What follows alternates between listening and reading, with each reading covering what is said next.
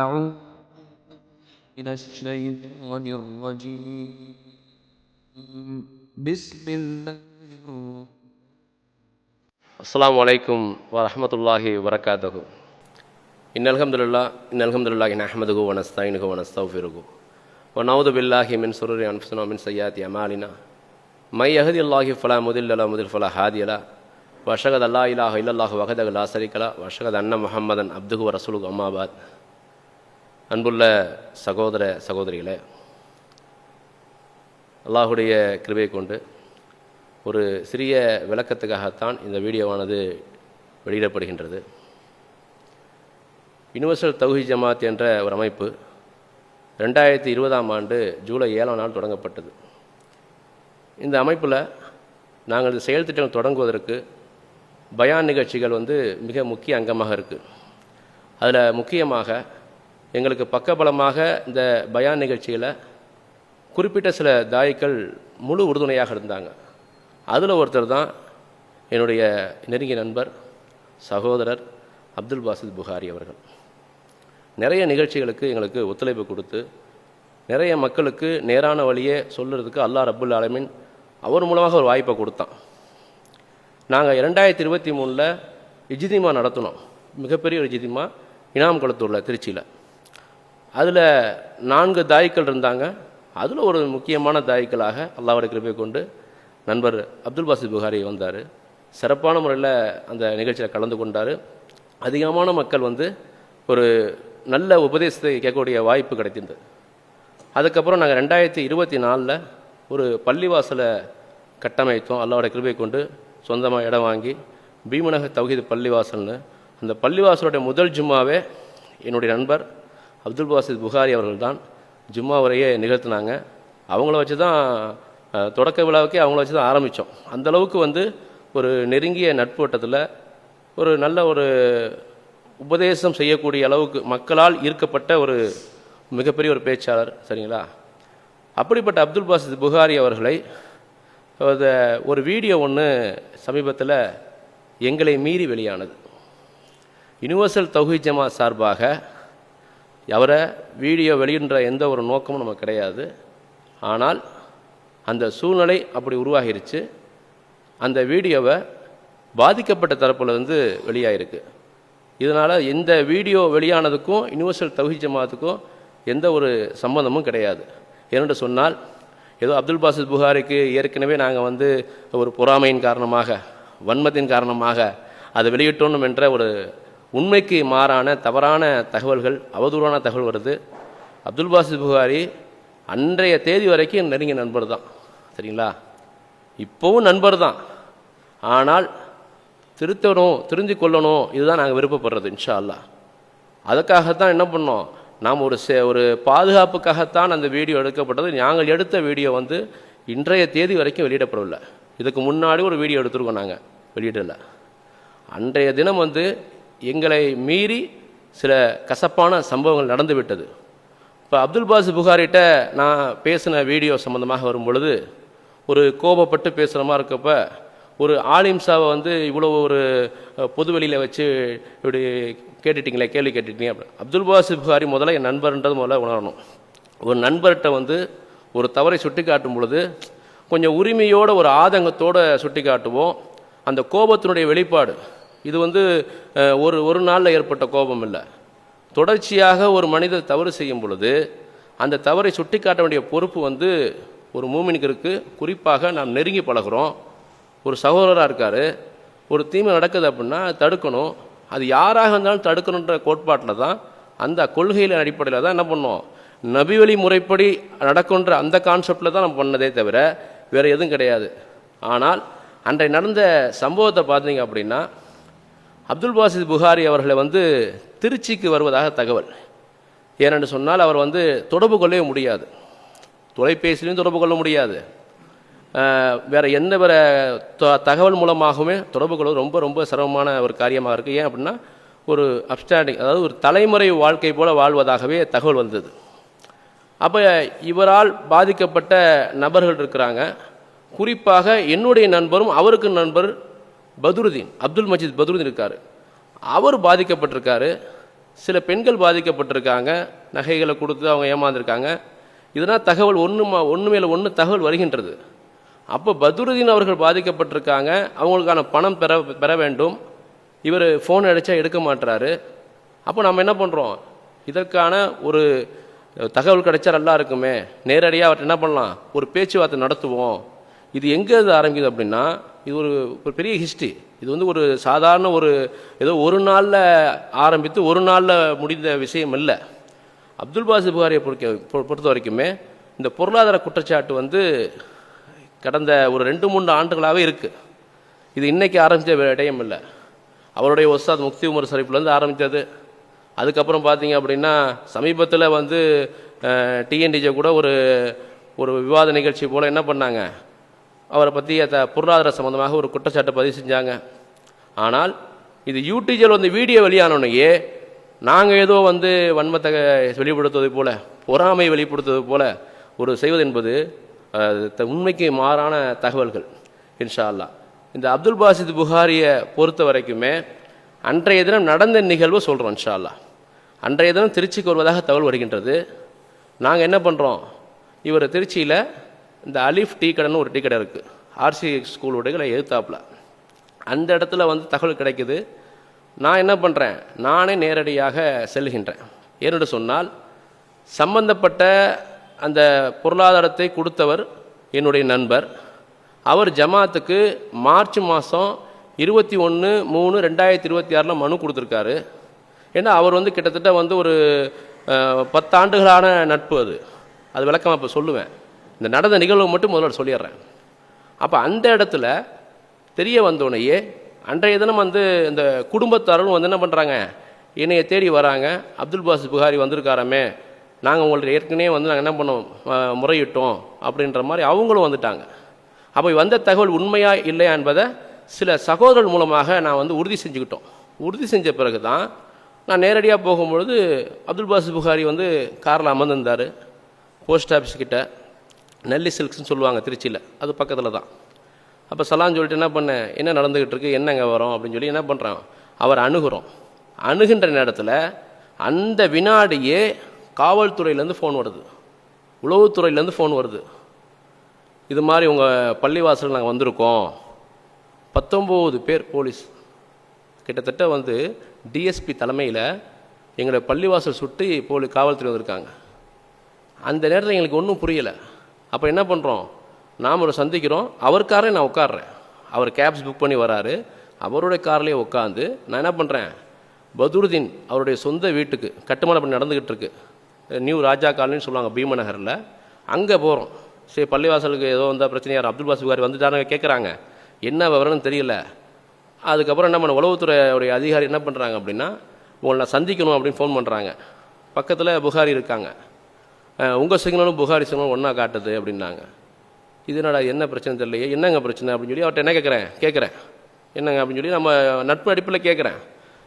இல்லை நான் பிரச்சனை சால்வ் பண்ண தான் வந்திருக்கேன், இங்கே பணம் வாங்க தான் வந்திருக்கேன்ற மாதிரி சில தகவல்லாம் சொல்கிறாரு.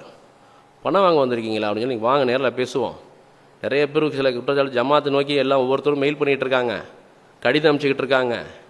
நம்மள்கிட்டையும் நீங்கள் வந்து என்ன பண்ணியிருக்கீங்க, பண விஷயமா இருக்குது, வாங்க போவோம் போய் பேசிக்குவோன்னு சொல்லி என்ன பண்ணுறேன், நேரடியாக முறையாக கண்ணியமான முறையில் அழைச்சி வரோம். அவர் வந்த கேப்ஸில் நான் உட்காந்து வரேன், நான் வந்த காரை விட்டு இறங்கி அவர் வந்த கேப்ஸில் ஏறி வரேன், வாங்க நான் கூட வரேங்க அப்படின்னு சொல்லிட்டு அட்ரஸ் சொல்லி என்ன பண்ணுறோம், அழைச்சிட்டு வரோம். அப்போ கூட என்ன பண்ணுறாரு அப்படின்னா, ரஃபீக் பாய் பேமெண்ட் வந்து இதில் இருக்குது, ஃபோனில் சார்ஜ் இல்லை, நீங்கள் என்ன பண்ணுங்கள் பே பண்ணிடுங்க அப்படின்ட்டார். 880 ரூபா பில் வந்துச்சு. அதை நான் தான் பே பண்ணேன் என் நண்பருக்காக. அதை பே பண்ணேன். பே பண்ண உடனே உள்ளே கூட்டு வந்தார். வந்தோடனே என்ன சாதாரண வாட்டர் குடிக்க மாட்டார், காவிரி தண்ணி ஒத்துக்காத அவருக்கு. ஏன்னா நம்ம தெரியுமா நண்பர் பற்றி. அப்போ நம்ம உடனே என்ன பண்ணுறேன், ஆர்ஓ வாட்டர் வாங்க விட்றேன், மினரல் வாட்டர் வாங்க விட்டு குடிங்க கொஞ்சம் பேசுவோம் நம்ம அப்படின்னு சொல்லி உட்காந்துருக்கேன். உளவுத்துறையில் வந்து நீங்கள் திரும்ப என்னை கூப்பிடும் போது என்ன பண்ணுறேன், புகாரி இருங்க நான் வந்துடுறேன், பதில் வந்துட்டுருக்காரு, நம்ம உட்காந்து பேசிடுவோம் இன்ஷா அல்லாஹ் அப்படின்னு சொல்ல. சரிங்க அப்படின்னு சொன்னார். நான் வந்து நேராக பள்ளிவாசலுக்கு வரேன். உளவுத்துறை என்ன சொல்கிறாங்க, அப்துல் பாசித் புகாரி வந்திருக்காரா, இங்கே 1 கோடி ரூபா ஹவாலா பண்ண டிரான்சாக்ஷன் ஆகுதா அப்படின்னா. அப்படின்னா ஒன்றும் ஆகலையேங்க, அப்துல் பாசித் புகாரி வந்திருக்காரு, வீட்டில் இருக்கார், எப்படி நீங்கள் தான் கூப்பிட்டு வந்தீங்களாமே. அவரும் நம்ம அழைச்சிட்டு வந்தோம், அவரும் நண்பருங்க, ஒரு விஷயம் பேசுகிறதுக்காக வந்திருக்காரு. அவர் எந்த விஷயத்துக்கு வந்தார்னு தெரியல. திருச்சிக்கு வந்த தகவல் வந்தனால நாங்கள் வந்து அவர் சந்தித்தேன். நான் தான் போய் கூப்பிட்டு வந்தேன். இங்கே எங்கள் வீட்டில் தான் இருக்கார், பத்ருதீன் அவருடைய வீட்டில் தான் இருக்கார், ராஜா காலனியில் தான் சொல்லி அவர் தகவல் தெரிவிக்கிறோம். அப்போ இந்த 1 கோடி ரூபா டிரான்சாக்ஷன் வந்து எனக்கு டிபார்ட்மெண்ட் டிஎஸ்பி தலைமையிலான டீம் வந்து அப்படியே 19 பேர் வந்துட்டாங்க பள்ளிவாசல் சுற்றி. அப்போ அவங்கள ஒருத்தர்கிட்ட விளக்க கொடுத்துட்டு என்ன பண்ணுறேன், மறுபடியும் அப்துல் வாசிப் புகாரி சந்திக்க போகிறேன்.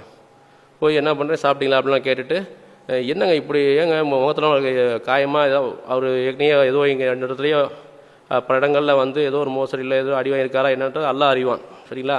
அது அவருக்கு வந்து பழகி போச்சு அல்லாஹ்வோட கிருபை கொண்டு.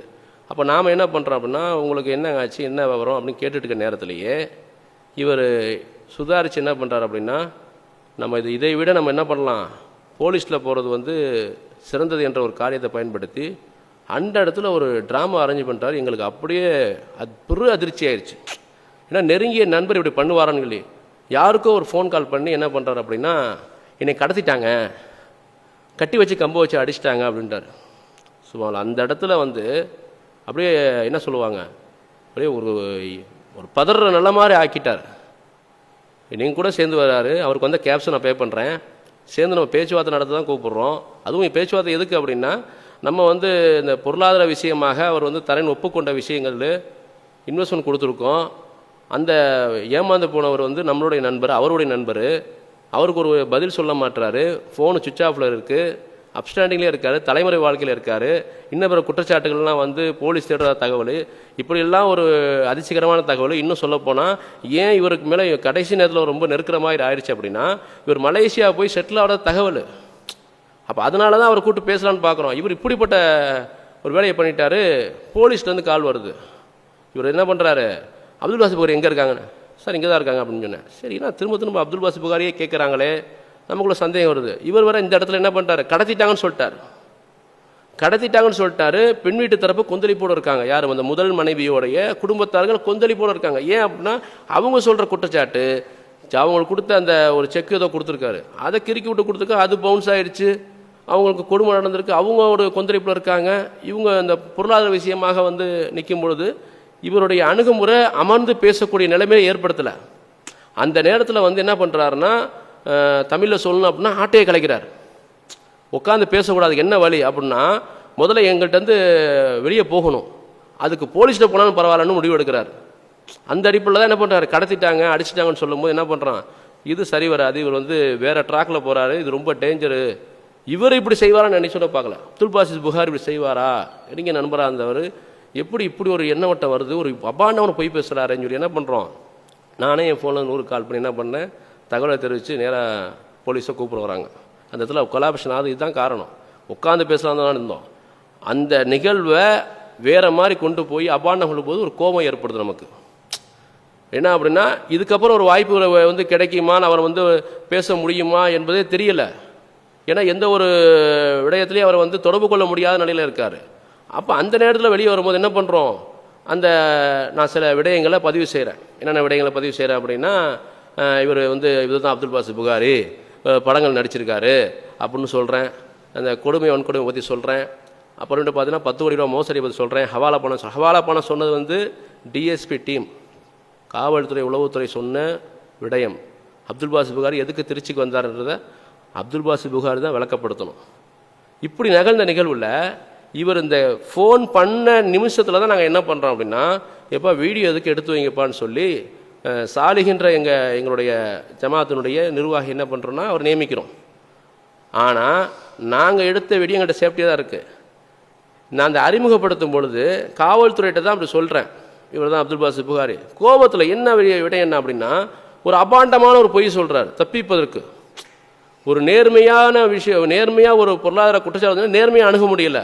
ஒரு பொருளாதாரத்தை கொடுத்தவங்க கேட்குறாங்கன்னா நேர்மையாக செய்ய முடியல அவரால். அந்த இயலாமை எப்படி திருப்புறார் அப்படின்னா, கடத்திட்டாங்கன்னு ஒரு பொய் சொல்கிறப்ப அந்த இடத்துல ஒரு மனவேதனையான வெறுப்பாக வருது. யார்கிட்ட, வேற யார்கிட்ட சொல்லணும் பரவாயில்ல, நாம் நண்பராக இருக்கிறோம், பழகிருக்கோம், நம்மள்கிட்ட சொல்லும்போது ஒரு ஆதங்கம் தாங்க முடியல.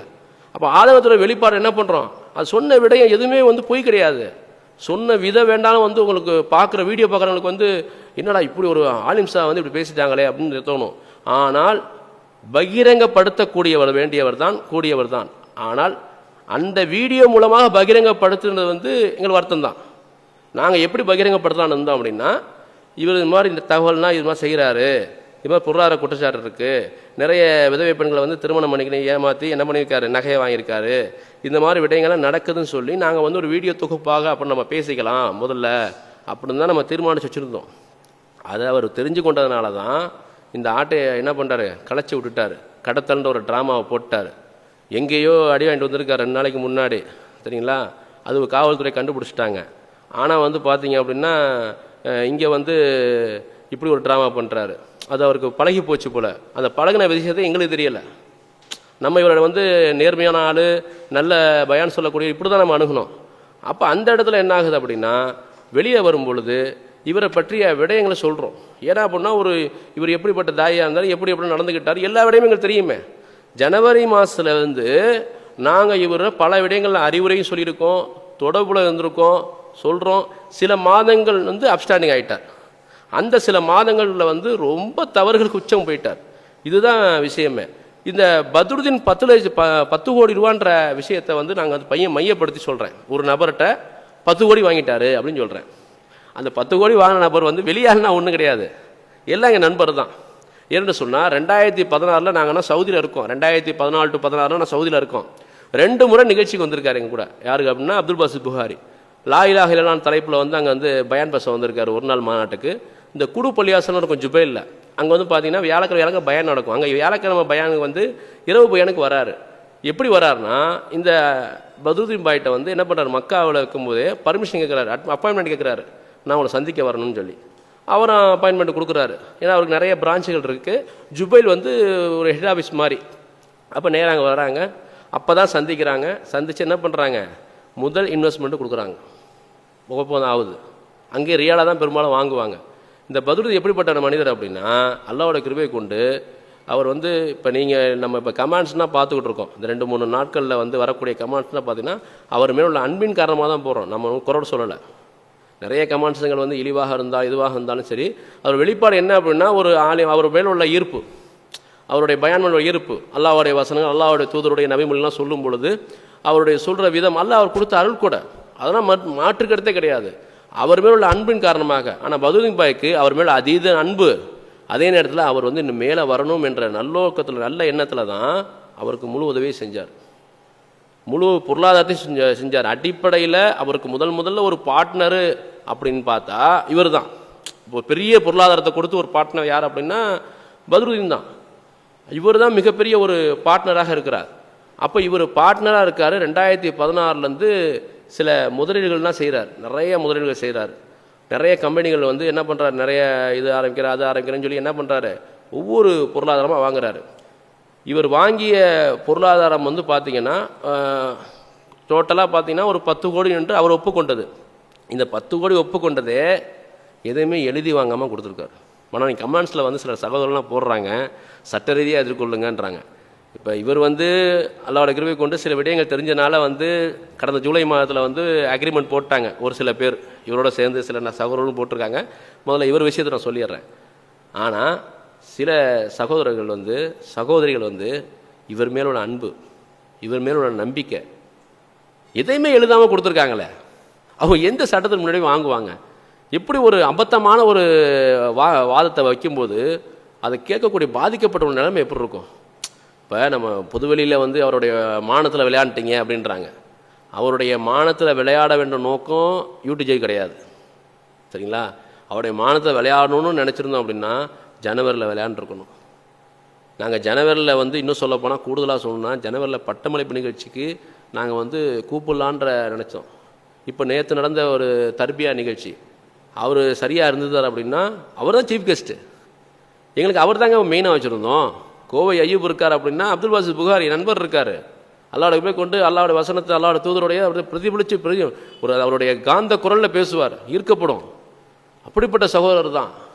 ஆனால் இவர் வந்து என்ன பண்ணிட்டார், நிறைய விடயங்களில் வந்து உண்மைக்கு மாறாக நடந்துக்கிட்டார், உண்மைக்கு புறம்பாகவே நடந்துக்கிட்டார். அப்போ என்ன ஆகுது அப்படின்னா கடந்த ஜூலை மாதத்தில் தான் என்ன ஆகுது, அக்ரிமெண்ட்டே நாங்களே எழுதணும். 10 வருஷமாக இவர் மேலோட நம்பிக்கை ஜனவரியில் சிதைக்கப்படுகின்றது. ஜனவரிலேருந்து தகவல் வேறு மாதிரி வருது, ஃபோன் அடித்தே எடுக்கிறதில்ல. அப்போ ஒரு நெருக்கடி நிலைக்கு ஏதோ தள்ளப்பட்டிருக்கார். அவர் வந்து நெருக்கடி நிலைக்கு தள்ளப்பட்டது காரணத்தை அதுக்கப்புறம் தான் அறியும் போது தான் பல அதிர்ச்சிகரமான தகவல் வருது. பயங்கரமான அதிர்ச்சி. அந்த அதிர்ச்சியனா வந்து நினச்சி பார்க்க முடியல. ஏன் அப்படின்னா, வியாபாரம் வந்து சொல்கிறீங்க, இந்த கமெண்ட்ஸ் போடக்கூடிய நபர்கள் சொல்கிறாங்க, வியாபாரத்தை தானே வாங்கினீங்க அப்படின்றீங்க. வியாபாரத்துக்கு வாங்கினதான் அப்படின்னா, ஒரு வியாபாரம் செய்கிறேன் அப்படின்னா ஒரு நபர்கிட்ட வாங்கலாம், 2 நபர்கிட்ட வாங்கலாம், வெளிப்படைத்தன்மையோட சொல்லணும். இந்த வியாபாரத்தில் ஆல்ரெடி ஒரு பார்ட்னர் இருக்காங்க, உங்களை இந்த பார்ட்னர் ஜாயின் பண்ணுறேன் அப்படின்னு சொல்லணும். ஒரே வியாபாரத்தை சொல்லி ஒரு பார்ட்னர்கிட்ட வாங்க வேண்டியது, இந்த பார்ட்னர் வாங்கின முதலீடை வந்து இன்னொரு இதே வியாபாரத்தை சொல்லி இன்னொரு முதலீட்டாளர்கிட்ட வாங்க வேண்டியது. இது நீங்கள் மட்டும்தான், வேறு யாரும் இல்லை பார்ட்னர் விட, நீங்கள் நானும் மட்டும்தான் இப்படின்ட்டு சொல்லி ஒரு வியாபாரத்துக்கு கிட்டத்தட்ட ஒரு 20-30 முதலீட்டாளர்கள் இருந்தாங்க அப்படின்னா, அது அப்படிப்பட்ட ஒரு ஒர்த்தபிளான வியாபாரமா? அவ்வளோ பெரிய தகுதி இருக்காத வியாபாரத்துக்குன்னு பார்த்தா அவ்வளோ பெரிய ஒரு பொருளாதாரம் செலவிட்டு பண்ணக்கூடிய வியாபாரமும் இல்லை. இன்னும் சொல்வதாக இருந்தால், குறிப்பிட்டு சொல்லணுன்னா, இந்த பெரிய முதலீடு பத்ருதீன் தான். இவர் தான் பெரிய முதலீடு. இவர் ஆரம்பித்த கம்பெனிகள் பார்த்தீங்க அப்படின்னா, இப்போ ஜூலை மாதத்தில் நாங்கள் போய் அக்ரிமெண்ட் போட்டோம். இந்த ஜூலை மாதம் அக்ரிமெண்ட் நாங்கள் போடுறதுக்கு 2016 2026 வரைக்கும், இப்போ கமெண்ட்ஸில் 1 நிமிஷம் 2 நிமிஷத்தில் நீங்கள் கமெண்ட்ஸ் போடுறீங்க பாருங்கள், அவரை நம்பிக்கையை செலுத்திச்சிருக்கீங்க, அவரை இழிவுபடுத்திட்டீங்க, அல்லாஹ் நாசமாகட்டும் அதாகட்டும் தான் போடுறீங்க. அவருடைய மானத்தில் விளையாடுற நோக்கங்கள் கிடையாது. ரசூலுல்லாஹி ஸல்லல்லாஹு அலைஹி வஸல்லம் ஹஜ்ஜத்துல் விதால சொன்னாங்க, ஒருவருடைய மானம் எப்படி புனிதமானதோ அவருடைய உயிர் உடைமை புனிதமானதில்ல. எவ்வளோ பெரிய உடைமையை வந்து இவர் விளையாண்டுருக்காரு. 20 வருஷம் வெளிநாட்டில் உழைச்சி சேர்த்து வச்ச அந்த பொருளாதாரத்தை இவர் நீ கொடுத்ததுக்கு என்ன ஆதாரம்னு கேட்டால் எப்படி இருக்கும்? நீ சட்டரீதியாக அதுக்குள்ளே எப்படி இருக்கும்? இவர் எந்த பொருளாதாரத்தையுமே வந்து பார்த்தீங்க அப்படின்னா ரியாலாக தான் வாங்குவார். வெளிநாட்டு சகோதரர்கள் தான் விருப்பப்படுவார், ரியாலாக தான் வாங்குவார். இங்கே வாங்குறதா இருந்தாலுமே பாதிக்கப்பட்ட இன்னொரு சகோதரர்கிட்ட பார்த்தீங்க அப்படின்னா கேஷாக தான் வாங்குவார், செக்காக வாங்க மாட்டார், ஆர்டிஜிஎஸ் வாங்க மாட்டார். அப்போ கேஷாக வாங்கின நபர் எந்த கோர்ட்டில் போய் காட்ட முடியும்? எவ்வளோ பெரிய அபத்தமான வாதம் இது. இவர் ஆரம்பித்த கம்பெனிகள் சம்மந்தமாக அக்ரிமெண்ட் போட்டிருக்காங்க. இது சம்மந்தமாக ஜூலை மாதத்தில் அவரோட அனுமதியோட வீடியோனும் எடுத்திருக்கோம். நாங்கள் இந்த அக்ரிமெண்ட் போடும் பொழுது வீடியோ எடுத்திருக்கோம். 10 வருஷமாக இந்த நம்பிக்கை எங்களுக்கு 11ஆவது வருஷம் சிதைக்கப்படுகின்றது. ஏன்னா வரக்கூடிய தகவல் ஒவ்வொன்று மாற்று ஒன்று தகவல் வருகின்றது. ஜமாத்தை நோக்கி கம்ப்ளைண்ட் புகார் மனு கொடுக்க ஆரம்பிச்சிட்டாங்க. வேறு எங்கெங்கேயோ கொடுத்து பார்த்து அறிவில்லை, யூனிவர்சிட்டி தெரிஞ்சவங்க போவோம், அவங்க தான் நெருங்கிய இடத்துல இருக்காங்க, அவங்கள்ட்ட முறையிடுவோம். அல்லாஹ்வுடைய சோதனையை பாருங்கள். ரசூலுல்லாஹி சொன்னாங்கல்ல, என்னுடைய மகள் ஃபாத்திமா திருடினாலும் கையை வெட்டுனாங்க. என் நெருங்கிய நண்பர் தான், எனக்கு அவருக்கு வேறு எந்த முன்னுரிதமும் இல்லையே, எந்த பொறாமையும் இல்லையே. ஆனால் நீதமாக நடக்கணும்னு ஜமாத் முடிவெடுத்தோம். இது நமக்கான சோதனை நினச்சோம். நாம் நமக்கான மிகப்பெரிய சோதனை. நமக்கு நெருங்கியவர் ஒரு குற்றம் செஞ்சாலும் இதை என்ன பண்ணணும்? எந்த குற்றத்தை ரசூலுல்லாஹ் மறைக்க சொல்கிறாங்க, எந்த குற்றத்தை பகிரங்கப்படுத்த சொல்கிறாங்கன்னு சொல்லி நபிமொழி நிறையா இருக்கு. பொருளாதார குற்றச்சாட்டு ரசூலுல்லாஹ் மறைக்க சொல்லலை. ஜக்காத்தினுடைய நபிமொழி எல்லாரும் தெரிஞ்ச விஷயம்தான். ரசூலுல்லாஹி ஸல்லல்லாஹு அலைஹி வஸல்லம் ஜக்காத்தை வசூல் பண்ண அனுப்புகிறாங்க. அப்போ ஒரு மனிதர் என்ன பண்ணுறார்? ஜக்காத் வசூலிக்கப்பட்ட மனிதர் என்ன பண்ணுறாரு? இது ஜக்காத் உங்களுக்கு, இது எனக்கு அன்பளிப்பாக கொடுத்தோன்னு சொல்லி ஒதுக்குறாரு. அப்போ ரசூலுல்லாஹ் என்ன பண்ணுறாங்க? அப்படியே செவக்குது அவங்களுக்கு, கண் செவந்து என்ன பண்ணுறாங்க? உடனே மிம்பரில் ஏறி பகிரங்கப்படுத்துகிறாங்க. இன்னொரு செய்தி கூட பார்க்கலாம். ரசூலுல்லாஹி ஸல்லல்லாஹு அலைஹி வஸல்லம் என்ன பண்ணுறாங்க அப்படின்னா, கடன் வாங்கியிருப்பாங்க. கடன் கொடுத்த சகோதரர் சகாபாக்கள் மத்தியில் 10 பேர் மத்தியில் வந்து அப்படியே வந்து அசிங்கப்படுத்துகிற மாதிரி என்ன பண்ணுவாங்க? கடன் கொடுத்தவர் அப்படியே கடுமையாக நடந்துக்குவார். ரசூலுல்லாஹ் உடனே என் மானத்தில் விளையாண்டேன்னு சொல்லி சொன்னாங்களா? ஒரு வார்த்தை சொல்கிறாங்க, கடன் கொடுத்தவருக்கு கேட்பதுக்கு உரிமை இருக்குன்னாங்க. இந்த நபி மொழியெல்லாம் பார்க்கணும்ல. ஒருத்தர் மேலே அன்பு வச்சுன்றதுக்காக வந்து நம்ம உண்மையை மறைச்சு நபி வழிக்கு மாற்றமாக செஞ்சிடக்கூடாது. எந்த மார்க்கத்தை பின்பற்றுமோ அதில் வந்து நிதானமாக இருக்கணும். சோதனை என்பது அடுத்தவருக்கு அறிவுரை சொல்லும் போது இல்லை, நமக்கு வரும்போது சோதனை. இப்போ யூனிவர்சிட்டி தெரிஞ்ச மாதிரி மகத்தான சோதனை என்ன அப்படின்னா, அப்துல் பாசி விவகாரத்தை நீங்கள் டீல் பண்ணுங்க அப்படின்ற மாதிரி முதல் விஷயமே இந்த 10 கோடி விஷயம்தான். அப்போ என்ன ஆகுது? நாங்கள் என்ன பண்ணுறோம்? ஜூலை மாதம் இவரை சந்திப்பதற்கு முன்பதாக இவரை தொடர்பு கொள்ளவே முடியலை, அப்ஸ்டாண்டிங். ஏன்னா அதுக்கிடையில் ஒரு வழக்கு வந்திருக்கு. இவர் மதுரையில் என்ன பண்ணுறோம்னா, இவருக்கு வந்து அவங்க அப்பாவை ஹாஸ்பிட்டலில் அட்மிட் பண்ணியிருக்காங்க மதுரையில் மார்ச் மாதம், அதே 2026 இந்த வருஷம். இந்த உண்மையான இப்போ சொல்ல வேண்டிய சூழ்நிலை இருக்குது இந்த வீடியோவில். 2026 இந்த மார்ச் மாதம் கடைநலவுக்கு போகிறோம் அவங்க வீட்டுக்கு போகிறப்ப என்னென்னா, அவங்க தங்கச்சி மட்டும்தான் இருக்காங்க, சகோதரி மட்டும்தான் இருக்காங்க. அவங்க அப்பா வந்து உடம்பு சரியாமல் ஹாஸ்பிட்டல் அட்மிட்டாக இருக்கார். இவரை தொடர்பு கொள்கிறோம். இப்போ நான் பார்க்க முடியாது, அப்போ எடுத்துட்டார் ஃபோனை, ஆனால் பார்க்க முடியாது. எப்படின்னா அவங்க தாயாரோட நம்பர் வாங்கும்போது தாயார்கிட்ட ஃபோனை வாங்கி இவர் பேசுகிறார். இவர் ஃபோனில் பேசலை, தாயார்கிட்ட ஃபோன் வாங்கி பேசுகிறார். நாங்கள் என்ன பண்ணுறோம், மதுரையில் இருக்கோம். அப்போ மதுரையில் சில சகோதரர் மூலமாக வந்து இவருடைய அந்த எந்த நெட்ஒர்க்குன்றதை பார்த்துட்டோம். பார்த்தா அந்த ஹாஸ்பிட்டல் மருத்துவமனைக்கு போகிறோம். திரும்ப தொடர்பு கொள்கிறோம், இல்லை ஐசியூவில் இருக்காங்க, பார்க்க முடியாது அப்படின்றாங்க. நார்மல் வார்டில் தான் இருக்காங்க, ஆனால் ஐசியூன்னு சொல்லிட்டாரு. சரி ரைட்டு, ஒரு இப்போ தான் ஒவ்வொன்றா தெரிய வருது, ஏன்னா இப்படி போய் பேசுகிறாரு அப்படின்னு சொல்லி. ஏன்னா அந்த ஹாஸ்பிட்டலில் வந்து பணிபுரியக்கூடிய ஆட்கள் மூலிமா நம்ம தகவல் வருது. ஹாஸ்பிட்டலுக்கு போயாச்சு, நான் ஹாஸ்பிட்டல் வந்துட்டேங்க, நாங்கள் வரோம் அப்படின்னு சொல்கிறப்ப, நீங்கள் மேலே ஏறினா கஷ்டமாக இருக்கும், லிஃப்ட்டில் வந்துடுங்க அப்படின்றார். அப்போ தான் ஒரு சுதாரிப்பாக என்ன பண்ணுறோம், எங்களுடைய ஜமாத்துடைய வழக்கறிஞர் சொல்கிறாங்க, இல்லை நான் லிஃப்ட்டில் போகிறேன், நீங்கள் ஸ்டேர் கேஸில் போங்க அப்படின்றாங்க. அப்படியான்னு சொல்லிட்டு என்ன பண்ணுறாங்க, பத்ருதீன் ஸ்டேர் கேஸில் ஏறுறோம். பார்த்தா எங்களை லிஃப்ட்டில் வர சொல்லிட்டு ஒரு ஸ்டேர் கேஸில் இறக்குறாரு வேகமாக. அப்படியே அங்கே நிற்பாட்டிட்டோம், மாட்டிக்கிட்டார். ஏங்க இப்படி போய் பேசி ஏங்க இப்படி இறங்குறீங்க, லிஃப்ட்டில் தான் வர சொன்னீங்களே அப்படி ஸ்டேர் கேஸில் நீங்கள் இறங்கி போகிறீங்க, எங்கே போய் பார்க்குறீங்க, பேக்கோட இறங்குறாரு. இல்லை நான் நிறைய பிரச்சனைகள் இருக்கேன், வட்டிக்கு வாங்கிட்டேன், வட்டி அடைக்கணும், நிறைய கடன் தொல்லை இருக்குது அப்படின்னு. ஏங்க இந்த பிரச்சனை, என்ன பிரச்சனை, ஏதாவது பேசுங்க. எதுவுமே சொல்லாமல் நீங்கள் அப்ஸ்டாண்டிங்கில் இருக்கீங்க, உங்கள்கிட்ட பணம் நிறைய பேர் கொடுத்து ஏமாந்துருக்காங்களாம், ஒரே நிறுவனம் சொல்கிறாங்க, ஒன்றுமே புரியலைங்கன்னு சொல்கிறப்போ தான் ஜூலை மாதம் ஒரு சிட்டிங் நான் வரேன், ஏற்பாடு பண்ணுங்கன்னு சொல்லி மார்ச் மாதத்துலேருந்து இவர் தொந்தரவு பண்ணி ஜூலை மாதத்தில் வந்து என்ன பண்ணுறோம், ஒரு அக்ரிமெண்ட்டை தயார் பண்ணுறோம். அதில் பார்த்தீங்க அப்படின்னா இந்த பத்ருதீன் 10 கோடி சொன்னோம்ல, ஒரு நிறுவனத்தை தரல, அவர் சில வியாபாரம் வந்து உருவாக்குவார். வியாபார மோசடின்னு ஏன் ஒரு மோசடிக்காரன்னு ஏன் சொல்கிறான் அப்படின்னா, அல்லாஹ் மீது ஆணையிட்டு சொல்லக்கூடியதெல்லாம் உண்மை. இவர் என்னன்னா வியாபாரம் பண்ணுவதில் லாப நட்டம் வரும். இவர் பண்ணுற வியாபாரம் ஒரு நாளில் முடிஞ்சு போயிடும், ஒரு வாரத்தில் முடிஞ்சு போயிடும். ஒரு நாளில் ஒரு கடை ஓப்பன் ஆகும், அதே நாளில் க்ளோஸ் ஆயிரும். இப்படிப்பட்ட வியாபாரத்தை வந்து நான் உலகத்தில் எங்கேயும் நான் பார்த்ததில்லை. இந்த வியாபாரத்தை என்ன சொல்கிறது, பட்டியல் போடுறேன் பாருங்கள். ரூஹி துர்கிஷ் அண்ட் அரபு கிச்சன், அதுக்கு வகையில் வந்து இவர்கிட்ட வாங்கின தொகை வந்து, யார் பத்ருதீன்கிட்ட வாங்கின தொகை வந்து 1,01,00,000 ரூபா. ரூஹி ஹரிங்ஸ்டனில் வந்து பார்த்தீங்கன்னா 71 லட்ச ரூபா. லா கஃபேல ஆர்கேசாரில் அதுக்கு ஒரு 38 லட்ச ரூபா. ரூஹி மெக்கா சவுதி அரேபியாவில் ஒரு பிரான்ச் ஓப்பன்னு சொல்லி அங்கே ஒரு இது பண்ணியிருக்காரு. இப்போ அங்கே சவுதி அரேபியாவில் என்ன சிக்கல் ஆயிடுச்சு அப்படின்னா, இவர் எந்த பிரான்ச் ஓப்பன்னு சொல்லி ஒரு கடையை வாடகைக்கு பிடிச்சிருக்காரு. அவன் ஓனர் சவுதிக்காரன் என்ன பண்ணிட்டான் அப்படின்னா, இப்போ மெயில் போட்டான், 5,50,000 ரூபா கட்டினா தான் இவர் சவுதிக்குள்ளேயே போக முடியும். அந்த மாதிரி சூழ்நிலைக்கு சவுதிக்கு இப்போ போக முடியாத சூழ்நிலை இப்போ இருக்குது.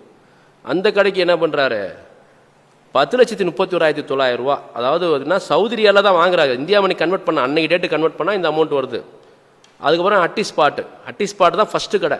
2 லட்ச ரூபாய்க்கு என்ன பண்ணுறாரு, முதல்ல இன்வெஸ்ட்மெண்ட்டு 2016 இன்வெஸ்ட்மெண்ட் கொடுக்குறாங்கன்னா நாங்கள் குடுப்பள்ளி வாசலில், அது ஃபஸ்ட்டு இன்வெஸ்ட்மெண்ட்டு அது அட்டி ஸ்பாட், ஒரு சின்ன டீ கடை. ஃபஸ்ட்டு டீ கடை அதுதான். எல்லாருக்கும் தெரிஞ்சவங்கலாம் ரூஹி தான் தெரியும். அப்துல் பாசிதோட நெருங்கி பரவங்களுக்கு தான் தெரியும் அட்டி ஸ்பாட் தான் முதல் டீ கடை. அதுக்கப்புறம் 4AM கஃபேன்னு சொல்லி ஒரு கடை ஈசிஆரில் 53,30,30,000 ரூபா அதுக்கான இன்வெஸ்ட்மெண்ட்டு. அதுக்கப்புறம் டெசர்ட் ஷாப்புன்னு சொல்லி 17,50,000 ரூபா அதுக்கு ஒரு investment. Dates and nuts shop அது வந்து பார்த்தீங்க அப்படின்னா ஈசிஆரில் இருக்குது. ஈசிஆர்லன்னு சொல்லி வாங்கினார் 29 லட்ச ரூபா. முதல் பிஸ்னஸ் பார்த்தீங்க அப்படின்னா இவரோட பிஸ்னஸ் வந்து டீ ஷாப் கிடையாது, அல்லிகிஸ்தான் ஹஜ் உம்ரா ட்ராவல்ஸ் தான். இதுக்கு வாங்கின தொகை வந்து எப்படின்னா, ஆக்சுவலாக வந்து அதுக்கு வந்து 24 லட்ச ரூபா தான் டோட்டல் முதலீடுன்னு சொன்னார். அப்போ என்ன சொல்கிறேன்னா, ஆளுக்கு 12 லட்சம் சொல்லி அட்டி ஸ்டாப் வாங்குறதுக்கு முன்னாடி ஃபஸ்ட் இன்வெஸ்ட்மெண்ட் இது. அப்போ என்ன சொல்கிறார், 2 வருஷம் 2 லட்சம் வந்து ராயல்ட்டின்னு சொல்லி இந்த பணத்தை ரியலாக தான் வாங்குறாங்க. சவுதிக்கு வந்து வாங்குறாரு. பணம் வேணும்னு சொல்லிட்டா 30,000 40,000 டிக்கெட் போனாலும் வந்துடுவார், வந்து போய் வாங்கிட்டு வந்துடுவார் பணத்தை. அப்போ அங்கே அந்த பணத்துக்கு ஹஜ் சர்வீஸோடு சேர்த்து வாங்குறது பார்த்தீங்கன்னா 14 லட்சம் ஒன்று 40 லட்சம் ஒன்று தனியாக வாங்கியிருக்காரு. அதுக்கப்புறம் மகியான் ஸ்கூலு, இது மிகப்பெரிய, அதாவது எப்படின்னா இது அப்துல் பாசித் புகாரி பண்ணிட்டாரா அப்படின்னு சொன்னால் அது என்ன, அது மக்கள்லாம் இப்படியா பண்ணிட்டாருன்னு சொல்லி நீங்கள் அதிர்ச்சிப்படுவீங்க. ஏன் அப்படின்னா 1,11 லட்ச ரூபா வந்து மகியான் ஸ்கூல்னு வாங்கியிருக்காரு. நான் வழக்கம் சொல்கிறேன் அதுக்கு. அதுக்கப்புறம் மலேசியா ட்ரேடிங் சொல்லி அங்கே ஒரு மலேசியாவில் ஆரம்பிக்கிறேன்னு சொல்லி ஒரு 40 லட்ச ரூபா. துபாயில் ஒரு ட்ரேடிங் ஆரம்பிங்கன்னு சொல்லி 20 லட்ச ரூபா. சவுதியில் ஒரு ட்ரேடிங் இன்னொரு ட்ரேடிங் ஆரம்பிங்கன்னு சொல்லி அங்கே வந்து ஒரு 1 கோடி ரூபா. இந்த மாதிரி வந்து 10 கோடி ரூபா இது வரைக்கும் ப்ராஃபிட்டே அவர் கையில் வாங்கலை, தெரியுங்களா? நீங்கள் கமெண்ட்ஸ் போடுறீங்க, அவர் மேலே நம்பிக்கை இல்லையா, அவர் இப்படி செஞ்சிருவாரா? அவர் மேலே நம்பிக்கைப்பட்டதே நாங்கள் தான், எங்களை விட நீங்கள் யாரும் நம்பிக்கைப்பட போகிறீங்க? லாபம் வாங்கினேன்னு சொல்லி நீங்கள் ஒரு கொச்சையாக சொல்கிறீங்க. 1 ரூபா லாபம் வாங்கலை. ப்ராஃபிட்டு. கையில் காசை காட்டல, கணக்கு வேணால் காட்டுவார். இவ்வளோ ப்ராஃபிட் இவ்வளோ பாருங்க, கணக்கு பேப்பரில் தான் காட்டுவார். அந்த லாபம் இன்னும் வரைக்கும் கையில் வரல. ஏன்னா பதுதினுடைய குணாதிசயம், அவருடைய நெருங்கிய பலனால சொல்கிறோம். என்ன குணாதிசயம் அப்படின்னா, லாப நோக்கத்துக்காகவோ இதுக்காக தெரில, அவர் மேலே அதீத நம்பிக்கை, அவர் மேலே பிரியம். இன்னொரு விஷயம், இவர் மேலே வரணும், எல்லாரும் மேலே வரணுன்ற அடிப்படையில் தான் பல பேருக்கு உதவி பண்ணுறாரு. இது எல்லாருக்கும் தெரிந்த விடயம் தான். நிறைய அல்லாஹுடைய பாதையில செலவு செய்கிறாரு, நிறைய பேர்த்துக்கு முதலீட்டுக்கு உதவி செய்கிறாரு. அந்த நோக்கத்தில் இவருக்கு ரொம்ப ஒரு லிபரலாக இருந்தார். 10 வருஷம் அக்ரிமெண்ட் போடாமல் 10 வருஷம் அக்ரிமெண்ட் போடுறாங்கன்னா பார்த்துங்களேன். 10 ஆண்டுகள் யாராவது இவ்வளோ பணத்தை கொடுத்துட்டு அக்ரிமெண்ட் போடாமல் இருப்பாங்களா? இதில் என்னென்ன ஃப்ராட் நடந்திருக்கு அப்படின்னா, இவர் சில நிறுவனங்களையே நடத்தவே இல்லை. முதல் நாள் ஓப்பன் பண்ணுவார். எப்படி அப்படின்னா, ஒரு வீடை ஒரு வாடகைக்கு பிடிச்சிடறாரு, ஒரு பில்டிங் ஒன்று காட்டிடுவார், கட்டடம் நடந்துருக்கும், ஏதோ ஒரு பில்டிங் கட்டடம் நடந்துட்டுருக்கோம். மகியான் ஸ்கூல்னு ஒரு ஆரம்பிக்க போகிறோம் அப்படின்ட்டார். என்றைக்கு அப்படின்னா கரெக்டாக சென்னைக்கு, சவுதியிலேருந்து சென்னைக்கு பதில் வர அன்னைக்கு தான் இந்த ப்ரோக்ராம் அரேஞ்ச் பண்ணுவார். ஒரு சாமியான ஒரு 4000 ரூபா சேரு, ஒரு ஸ்வீட்டு எல்லாம் வச்சுட்டு என்ன பண்ணுறாரு, ஓப்பன் பண்ணுறாரு. அந்த வீடோட வாடகை பார்த்தீங்கன்னா அப்படின்னா ஒரு நாளைக்கு 2000 ரூபா, 2500 இப்படி திருச்சியில் சுந்தர நகரத்துக்கு கேட்கறதுனால இந்த மாதிரி வீடுகள்லாம் கிடைக்கும். ஒரு நாள் ரெண்ட்டுக்கு கொடுப்பாங்க. அந்த மாதிரி ஒரு கெஸ்ட் ஹவுஸ் மாதிரி வீடு பிடிச்சி என்ன பண்ணுறாரு, இதுதான் ஸ்கூல் ஆஃபீஸு இதான் அப்படின்னு சொல்லி என்ன பண்ணுறாரு, ஓப்பன் பண்ணிடுறாரு. இவரை வச்சு ஓப்பன் பண்ணுற மாதிரி கிராண்ட் ஓப்பன் சொல்லி ஒரு போஸ்ட்டு 50 ரூபா செலவழிச்சு ஒரு போஸ்ட் அடி பண்ணி கொடுத்துருவாங்க. இவரோட நம்பிக்கையில் சம்பந்தமாக ஆய்வே பண்ண கிடையாது. ஆனால் இவங்க பண்ணதுனா தப்பு இதுதான். இஸ்லாம் வந்து ஆய்வு பண்ண சொல்லுது. ஆனால் இவர் மேலே அதீத நம்பிக்கையின் காரணமாக, இவங்க மேலே பிரியத்தின் காரணமாக ஒரு ஆலிம்சா, எவ்வளோ பெரிய ஒஸ்தாது, இப்போ நம்ம சொல்கிறோமா இல்லையா, ஒரு எவ்வளோ பெரிய ஆலிம்சா, எவ்வளோ பேர் நேர்வழிப்பட்டிருக்காங்க. இந்த நம்பிக்கை அதீத நம்பிக்கை பதுதின் வச்சிருக்காரு. இந்த நம்பிக்கை அதீத நம்பிக்கை யூனிவர்சிட்டி தவிஜமாக வச்சிச்சு அவர் மேலே. அதனால தான் சில விடயங்கள்லாம் காதுபட வந்தாலும் நாங்கள் நம்ப மாட்டோம். தீர ஆராய்ஞ்சு உறுதிப்படுத்தின பிறகு தான் நாங்கள் இதில் இறங்குற மாதிரி ஒரு சூழ்நிலை ஏற்பட்டுச்சு. அப்போ என்ன ஆகுது அப்படின்னா, அந்த ஸ்கூலு பார்த்தீங்கன்னா கிடையவே இல்லை, ஸ்கூலை காணோம் இன்ன வரைக்கும். அன்னைக்கு மட்டும் தான் ஸ்கூல் இருந்துச்சு, மறுநாள் ஸ்கூலை காணோம். அந்த பில்டிங்கை பார்த்தீங்க அப்படின்னா ஒரு இன்ஜினியர்கிட்ட பர்மிஷன் கேட்டு, நான் ஷூட்டிங் எடுத்துக்கவங்களை கேட்டுட்டு, பில்டிங் நடந்துட்டுருக்கு, வேலை நடந்துட்டுருக்கு அப்படின்னு சொல்லி ஒரு ஃபோட்டோ மட்டும் அனுப்பிச்சி விட்டு வேலையை முடிச்சிடுறது, அவ்வளோதான். இது யார் செய்வா? இது வியாபாரமா? இது வியாபாரமா, வியாபார மோசடியா? அல்லாஹ்வுக்கு பயந்து சொல்லுங்க பார்ப்போம். இதெல்லாம் அந்த பணத்தை கொடுத்து பாதிக்கப்பட்டோட மனநிலை எப்படிமா இருக்கும் தெரியுங்களா? ஒரு பணத்தை கொடுத்து ஒரு வியாபாரம் நடந்து, இதில் என்ன ஒரு விடயம் அப்படின்னா, ஓப்பன் பண்ண மறுநாளே சொல்கிறாரு 90 ஸ்டூடெண்ட் அட்மிஷன் போட்டாங்க அப்படின்னு. அங்கே ஸ்கூலே ஒன்றும் கிடையாது, அது ஏதோ ஷாப் நடந்துகிட்டு இருக்கு, ஜவுளி கடை ஷாப்போ ஏதோ ஷாப் நடந்துட்டு இருக்கு டீனரில். அப்படியே கிடையாது, டீனரில் அது ஷாப்பே கிடையாது. ஆனால் மகியான் ஸ்கூல் நடத்திட்டோம் அப்படின்னு சொல்லி என்ன பண்ணுறாரு, 1,14,00,000 ரூபா வாங்கிட்டார். இது இவர்கிட்ட மட்டும் வாங்கலை, இதே ஸ்கூலை காட்டி இன்னொரு சகோதரர் பாவம் அவர்கிட்டையும் வாங்கியிருக்கார். குவைத்தை சேர்ந்த ஒரு சகோதரர் இந்த ஸ்கூலை அவரும் தேடுறாரு, நாங்களும் தேடுறோம். அவர் ஒரு 1 கோடி ரூபா கொடுத்துருக்காரு.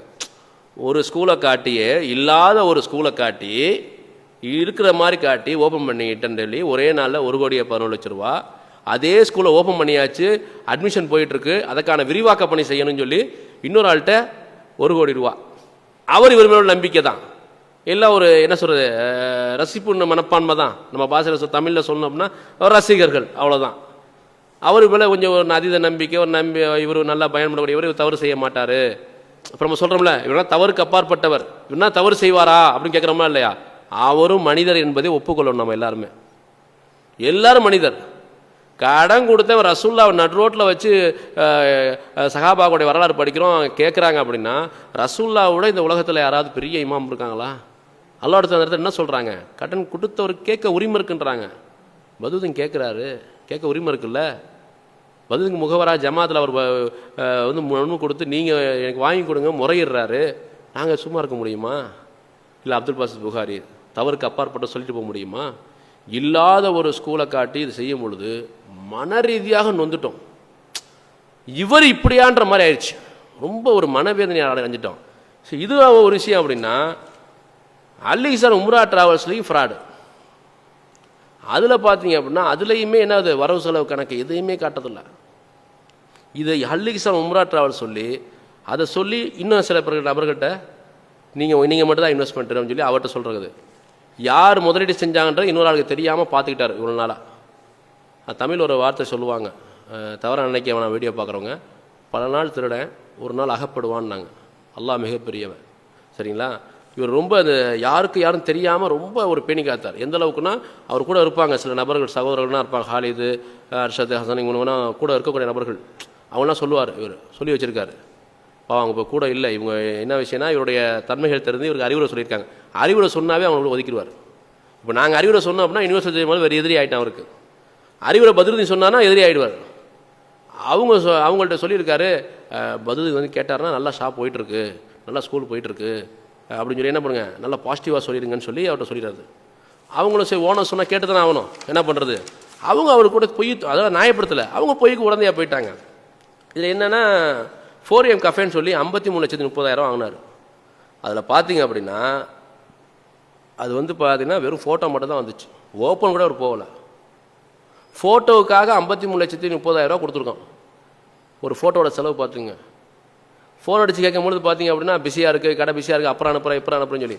அப்போ சில வியாபாரங்கள், சில நிறுவனங்கள் இல்லாத நிறுவனங்களுக்கு இருப்பதாக ஒரு காணொலியை உருவாக்கி அதுகிட்ட ஒரு வட்டம் மட்டும் மோசடி பண்ணல, அந்த நிறுவனத்தில் இல்லாத ஒரு நிறுவனத்தை உருவாக்கி ஒரு கற்பனையாக என்ன பண்ணுறாரு, பல பேர்கிட்ட வந்து பணம் வாங்குறாரு. இந்த பணம் எங்கே போச்சு? இதுதான் நான் கேட்க வேண்டிய கேள்வி அவங்கள்ட்ட. இதற்காக தான் அவர் பத்ருதீன் பாய் வீட்டுக்கு வாங்க, என்ன வராங்க, என்ன பணம் ஆச்சு, எங்கேயாவது இருக்கா, ரெக்கவரி பண்ணலாம், நீங்கள் யார்ட்ட ஏமாந்துட்டீங்களா, என்ன வர சொல்லுங்கள் அப்படின்னு சொல்லி அதுக்காக தான் வந்தது. இப்போ ஒரு ஆடியோ கூட விட்டுருதா வந்து தகவல் வருது, அது பழைய ஆடியோ, நான் தேடிக்கொண்ட பிரச்சனை தான். இவர் தேடிக்கொண்ட பிரச்சனைக்கு முதலீட்டாளர் எப்படி பொறுப்பாவாங்க? இவர் வந்து போதைப்பொருள் கடத்தல் இருக்கக்கூடியவங்களோட தொடர்பு கொள்வார், அதில் சில நஷ்டங்கள் ஏற்படும். இந்த நஷ்டத்துக்கு எப்படி நாம் பொறுப்பாக முடியும்?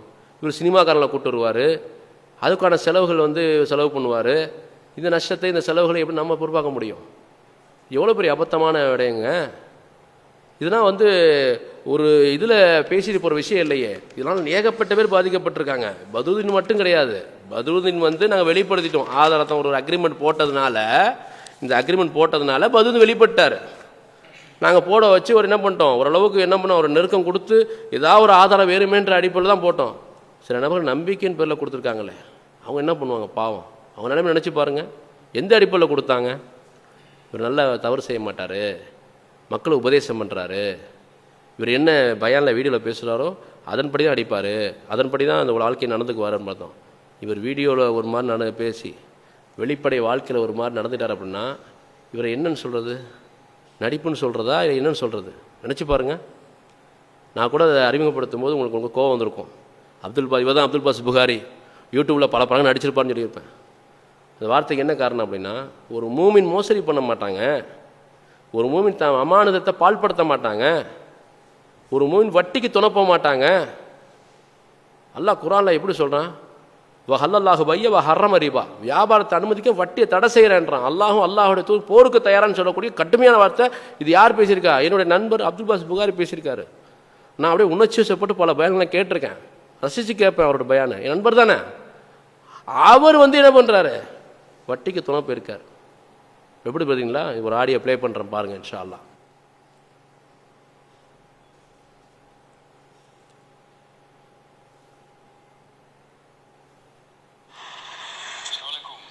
ஜாவித், ஆக்சுவலி நான் கொஞ்சம் நேற்று வந்துட்டு ஃப்ளைட்டில் இன்னைக்கு தான் திருச்சி வந்து சேர்ந்தேன். எனக்கு என்னென்னா ஒரு 20 lakhs மட்டும் கொஞ்சம் தரணும். இது ஆக்சுவலி அந்த ஒன்றுக்காக தான் வெயிட் பண்ணேன். இன்றைக்கி கொடுத்துருவோம் இன்ஷால்லா. கொடுத்துட்டா மொத்தமாக எடுத்துகிட்டு நாளைக்கு காலையில் இங்கேருந்து கிளம்பிடுவேன். கொஞ்சம் ஒரு நாள் 2 நாள் டிலே ஆகிறதுனால கொஞ்சம் இன்ட்ரெஸ்ட் வேணால் கொஞ்சம் எக்ஸ்ட்ரா வச்சுக்கோங்க இன்ஷால்லா. நாளைக்குள்ளே இன்ஷால்லா செட்டில் பண்ணிடுறேன். கொஞ்சம் நாளைக்கு மட்டும் டைம் கொடுங்க இன்ஷால்லா. மொத்த அமௌண்ட்டை வாங்கினா தான் எனக்கும் சேஃபாக இருக்கும். நம்ம கொஞ்சம் கொஞ்சமாக பிச்சு கொடுத்தான்னா நல்லா இருக்காது இன்ஷால்லா. நாளைக்கு ஈவினிங் வரை டைம் கொடுங்க. இன்றைக்கி நான் உங்களுக்கு என்ன பண்ண முடியுமோ அதை பண்ணி அனுப்பி வச்சுருக்கேன் இன்ஷால்லா. உங்கள் அக்கௌண்ட் டீடைல்ஸ் மட்டும் எனக்கு இந்த செக்கில் இருக்குது, அதை வச்சு நான் ஃபாலோ பண்ணிக்கிறேன் இன்ஷால்லா. மீட்ரு வட்டிங்க கொஞ்சம் எக்ஸ்ட்ரானாலும் பரவாயில்ல, கொஞ்சம் எக்ஸ்ட்ரா வாங்கிக்க, இன்ட்ரெஸ்ட் கொஞ்சம் எக்ஸ்ட்ரா வாங்கிக்கோங்க. ஆனால் பயானில் எப்படி சொல்லுவார்? வட்டி ஹராம், பெரும்பாவம், அழித்தொழிக்கும் பெரும்பாவம் வட்டி அப்படிம்பாங்க. ஹர்ரம் ரிபா அப்படிம்பார். அல்லாஹ் வியாபாரத்தை அனுமதிக்கிறான், வட்டியை தடை செய்கிறான். ஹும் ஃபீஹா ஹாலிதூன், நரகத்தில் நிரந்தரமாக இருப்பீர்கள். அவர் பேசின பையன் நான் கேட்டிருக்கேன். ஆனால் அவருடைய ஆடியோ கேட்டால் அஸ்ஸலாமு அலைக்கும் ஜாவிஜி, கொஞ்சம் வேலையா இருந்தது அதை எடுக்கல. நான் உங்களுக்கு கால் பண்ண நைட்குள்ள ஒரு மனையை முடிச்சுட்டு காசை வாங்கிட்டோம், இன்னொரு மனையை முடிச்சிட்டோம். அதாவது அந்த யார் ஓனரோ அவர்கிட்ட இருந்து வாங்கி நம்ம ஃப்ரெண்டு பேர் ரெஜிஸ்டர் பண்ணிட்டோம். இவர்கிட்ட இருந்து நாளைக்கு காலையில வந்து அந்த பையர்ட்ட வந்து மாத்துறோம். சரியா? ஸோ நாளைக்கு இன்ஷால்லா ரெஜிஸ்ட்ரேஷன் முடிஞ்சிடும். ஸோ 2 பணத்தையும் எடுத்துட்டு ஒரேடியா வந்துட்டு உங்க பணத்தை செட்டில் பண்ணிடுறேன் இன்ஷால்லா நாளைக்கு. மேக்ஸிமம் நாளை கழிச்சு காலையில. சரியா? அதுக்குள்ள முடிச்சிடறேன். அதுக்கு ஏதாவது இன்ட்ரெஸ்ட் உங்களுக்கு எக்ஸ்ட்ரா அடிச்சுனா கூட அந்த நீங்க உங்களுக்கு நான் தர வேண்டிய அமௌண்ட் இருக்கு, நீங்க ஒரு 16,000 எடுத்தாலும் அதை கூட கழிச்சுக்கோங்க. அது என்ன வந்து கூட கணக்கு பார்த்து நம்ம முடிச்சுக்கலாம். கொஞ்சம் சபர் மட்டும் செய்யுங்க இன்ஷால்லா. இன்னைக்கு நான் முடிச்சுட்டு உங்களுக்கு நான் அடிக்கிறேன். வட்டிக்கு சபர் செய்ய சொல்கிறார். எப்படி பண்ணுறது? வட்டிக்கு சபர் பண்ணணுமா? அதுக்கு இன்ஷா அல்லா, அல்லாஹ் அறிவான், சுபஹான் அல்லாஹ் அவருடைய வார்த்தைகள். இதை பார்த்தா மக்கள் மயங்குறாங்க. அந்த வீடியோவில் கூட வந்து ஒரு குற்றம் செஞ்சு அகப்பட்டார். நான் ஆதங்கத்தில் வந்து அப்படியே அது மக்கள் அப்படியே நெருக்கமான இடத்துல வச்சுன்னா அவர் வந்து அப்படி பேசலை. வாசலை விட்டு இறங்கி வர்றாரு, கடத்திட்டேன்னு சொல்கிறாரு, ஜமாத் மேலே ஒரு அபாண்டமான பழி சொல்கிறாரு. அந்த ஆதங்கத்தில் இருந்து என்ன பண்ணுறோம், நம்ம கேட்குறோம். மனசு கேட்கல, ஆதங்கத்தில் கேட்குறோம். மனசு கேட்கல, சரி நீ நல்லவனாக இருந்தானே அவங்களை கேட்டுக்க மாட்டோம். பண்ணதெல்லாமே ஐயோ ஒரு உண்மைக்கு மாறான தகவலை சொல்லி பல பேர்கிட்ட வந்து நீ வந்து என்ன பண்ணுற, ஒரே நிறுவனத்தை காட்டி இந்த ரூஹி கஃபே இருக்குது பார்த்தீங்களா, அந்த ரூஹி கஃபேவை ஈசிஆர் லகத்தை வச்சு எவ்வளோ நபர்கள்ட்ட வந்து வாங்கியிருக்கா தெரியுங்களா? இந்த ரூஹி கஃபே விரிவாக்கம் படுத்தணும்னு சொல்லி ஒரு சகோதரர்கிட்ட வாங்கி அவர் வந்து என்ன பண்ணுறாரு, நீதிமன்றம் வழக்கு போய் அவர் வந்து ரிமாண்ட் பண்ணுற அளவுக்கு போகுது. அந்த எஃப்ஐஆர் காப்பி எடுப்பா, இந்த எஃப்ஐஆர் காப்பி சரிங்களா? எஃப்ஐஆர் காப்பி நம்பர் என்னென்னா நீங்கள் ஆர்டிஐயில் போட்டு பார்த்தாலும் தெரியும். 0283/2026. இதுதான் எங்களுக்கு தெரிய வருது. தெரிய வந்த பிறகு தான் அக்ரிமெண்ட்டுக்கு ஐயோ நம்ம போட்டுருணுமே, நம்முடைய பணம் மோசடி ஆயிருமோன்னு சொல்லி ஒரு பயம் வந்துருச்சு. இவர் வந்து வியாபாரத்துக்கு தரலைங்க. இந்த சகோதரர் இம்தியாஸ் வந்து வியாபாரத்துக்கு தரல. ஆமாம், இந்த பதிலுக்கு இந்த பிரச்சனைக்கு இல்லாமல் அங்கே ஒரு பிரச்சனை நடந்துட்டு இருக்கு. இதுதான் விஷயமே. இங்கே எவ்வளோ பெரிய மோசடி. 50 லட்சம் ரூபா வந்து கடனாக வாங்குறார். 3 மாதத்தில் கொடுத்துட்றேன் அப்படின்னு வாங்குறாரு. வியாபாரத்துக்கு வாங்கலை. நீங்கள் என்ன பண்ணுறீங்க, வியாபாரத்துக்கு வாங்கினீங்க, லாபம் வாங்கினா உங்களுக்கு லாபம் வரப்போ இன்றைக்கிதான்னு கேட்குறீங்க. லாபமே தரலைங்க. இவர் வியாபாரத்தை 2ஆக பிரிக்கிறார். சில நபர்கள்ட்ட வியாபாரத்துக்கு ஃபிக்ஸடாக வட்டி மாதிரி சொல்லிடுறாரு. மாதம் உங்களுக்கு வந்து இவ்வளோ தந்துடுவேன், இவ்வளோ அமௌண்ட்டு கொடுத்தா அவ்வளோ தந்துடுவேன். இது சில நபர்கள்ட்ட சரிங்களா? இந்த தௌஹீது வட்டங்கள் உள்ள நபர்களை சந்திக்கும் பொழுது, வெளிநாடு செலவு சந்திக்கும் பொழுது என்ன பண்ணுறாருன்னா, உங்களுக்கு இவ்வளோ ப்ராஃபிட் கொடுக்குறேன் அப்படின்னு சொல்லி, வரவு செலவு கணக்கில் லாப நட்டத்தில் என்ன பண்ணுறேன், இவ்வளோ ப்ராஃபிட் தரேன்னு சொல்லி. இது 2 ட்ராக்கு இல்லாமல் இடையில வட்டிக்கு வேறு வாங்குறாரு, கடன் வேறு வாங்குறாரு. கடன் கொடுத்த என்ன பண்ணுறாரு, கேட்டு சலிச்சு போய் செக்கு கொடுக்குறாரு. செக்கு பார்த்தா பவுன்ஸ். செக்கில் எப்படி தெரியுமா, என்னுடைய நண்பர் சகோதரர் வந்து அப்துல் பாஸ் புகாரி வந்து நேர்மையாக நடந்துக்குவார். நான் திரைப்படம் நடித்தான்னு சொன்னோன்னே உங்களுக்கு வந்து கோவப்படுறீங்க, ஆதங்கப்படுறீங்க. ஒரு மூமின் எவ்வளவு சரியாக நடந்துக்கணும். செக்கு கையெழுத்தில் மோசடி பண்ணுறாருங்க. கையெழுத்து கிரிக்க கொடுத்தா பவுன்ஸ் ஆகுது செக்கு. பேங்க்கில் பணமே எல்லாமே வந்து செக்கை போட்டு கொடுத்து மேட்ச் ஆளுன்னு சொல்லி என்ன பண்ணுவாங்க, ரிட்டர்ன் பண்ணிடுவாங்க. இந்த பாருங்க, அந்த செக்கு கொடுத்துருங்கப்பா. இந்த பாருங்க, ஒரு சகோதரி சரிங்களா, இது பதில் இல்லை, ஒரு சகோதரி சாஜிதா. இவங்க கூட சமீபத்தில் வந்து நம்ம நிர்வாகிகள் சொன்னாங்க, நாங்கள் தரபியா வேலையில் பிஸியாக இருந்தோம்.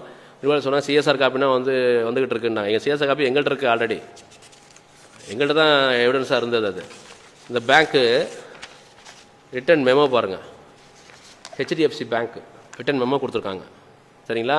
இந்த செக் ரிட்டர்ன் ஆகிடுச்சுன்னு சொல்லி எவ்வளோ அமௌண்ட்னா 14,30,000 சரிங்களா. இது வந்து கேஷாக செக்காக வாங்கின அமௌண்ட்டு சரிங்களா. செக்கு போட்டு கொடுத்துருக்காரு. இது செக்கு. இது இல்லை, கையெழுத்து சில மாற்றம் பண்ணிக்குவார்.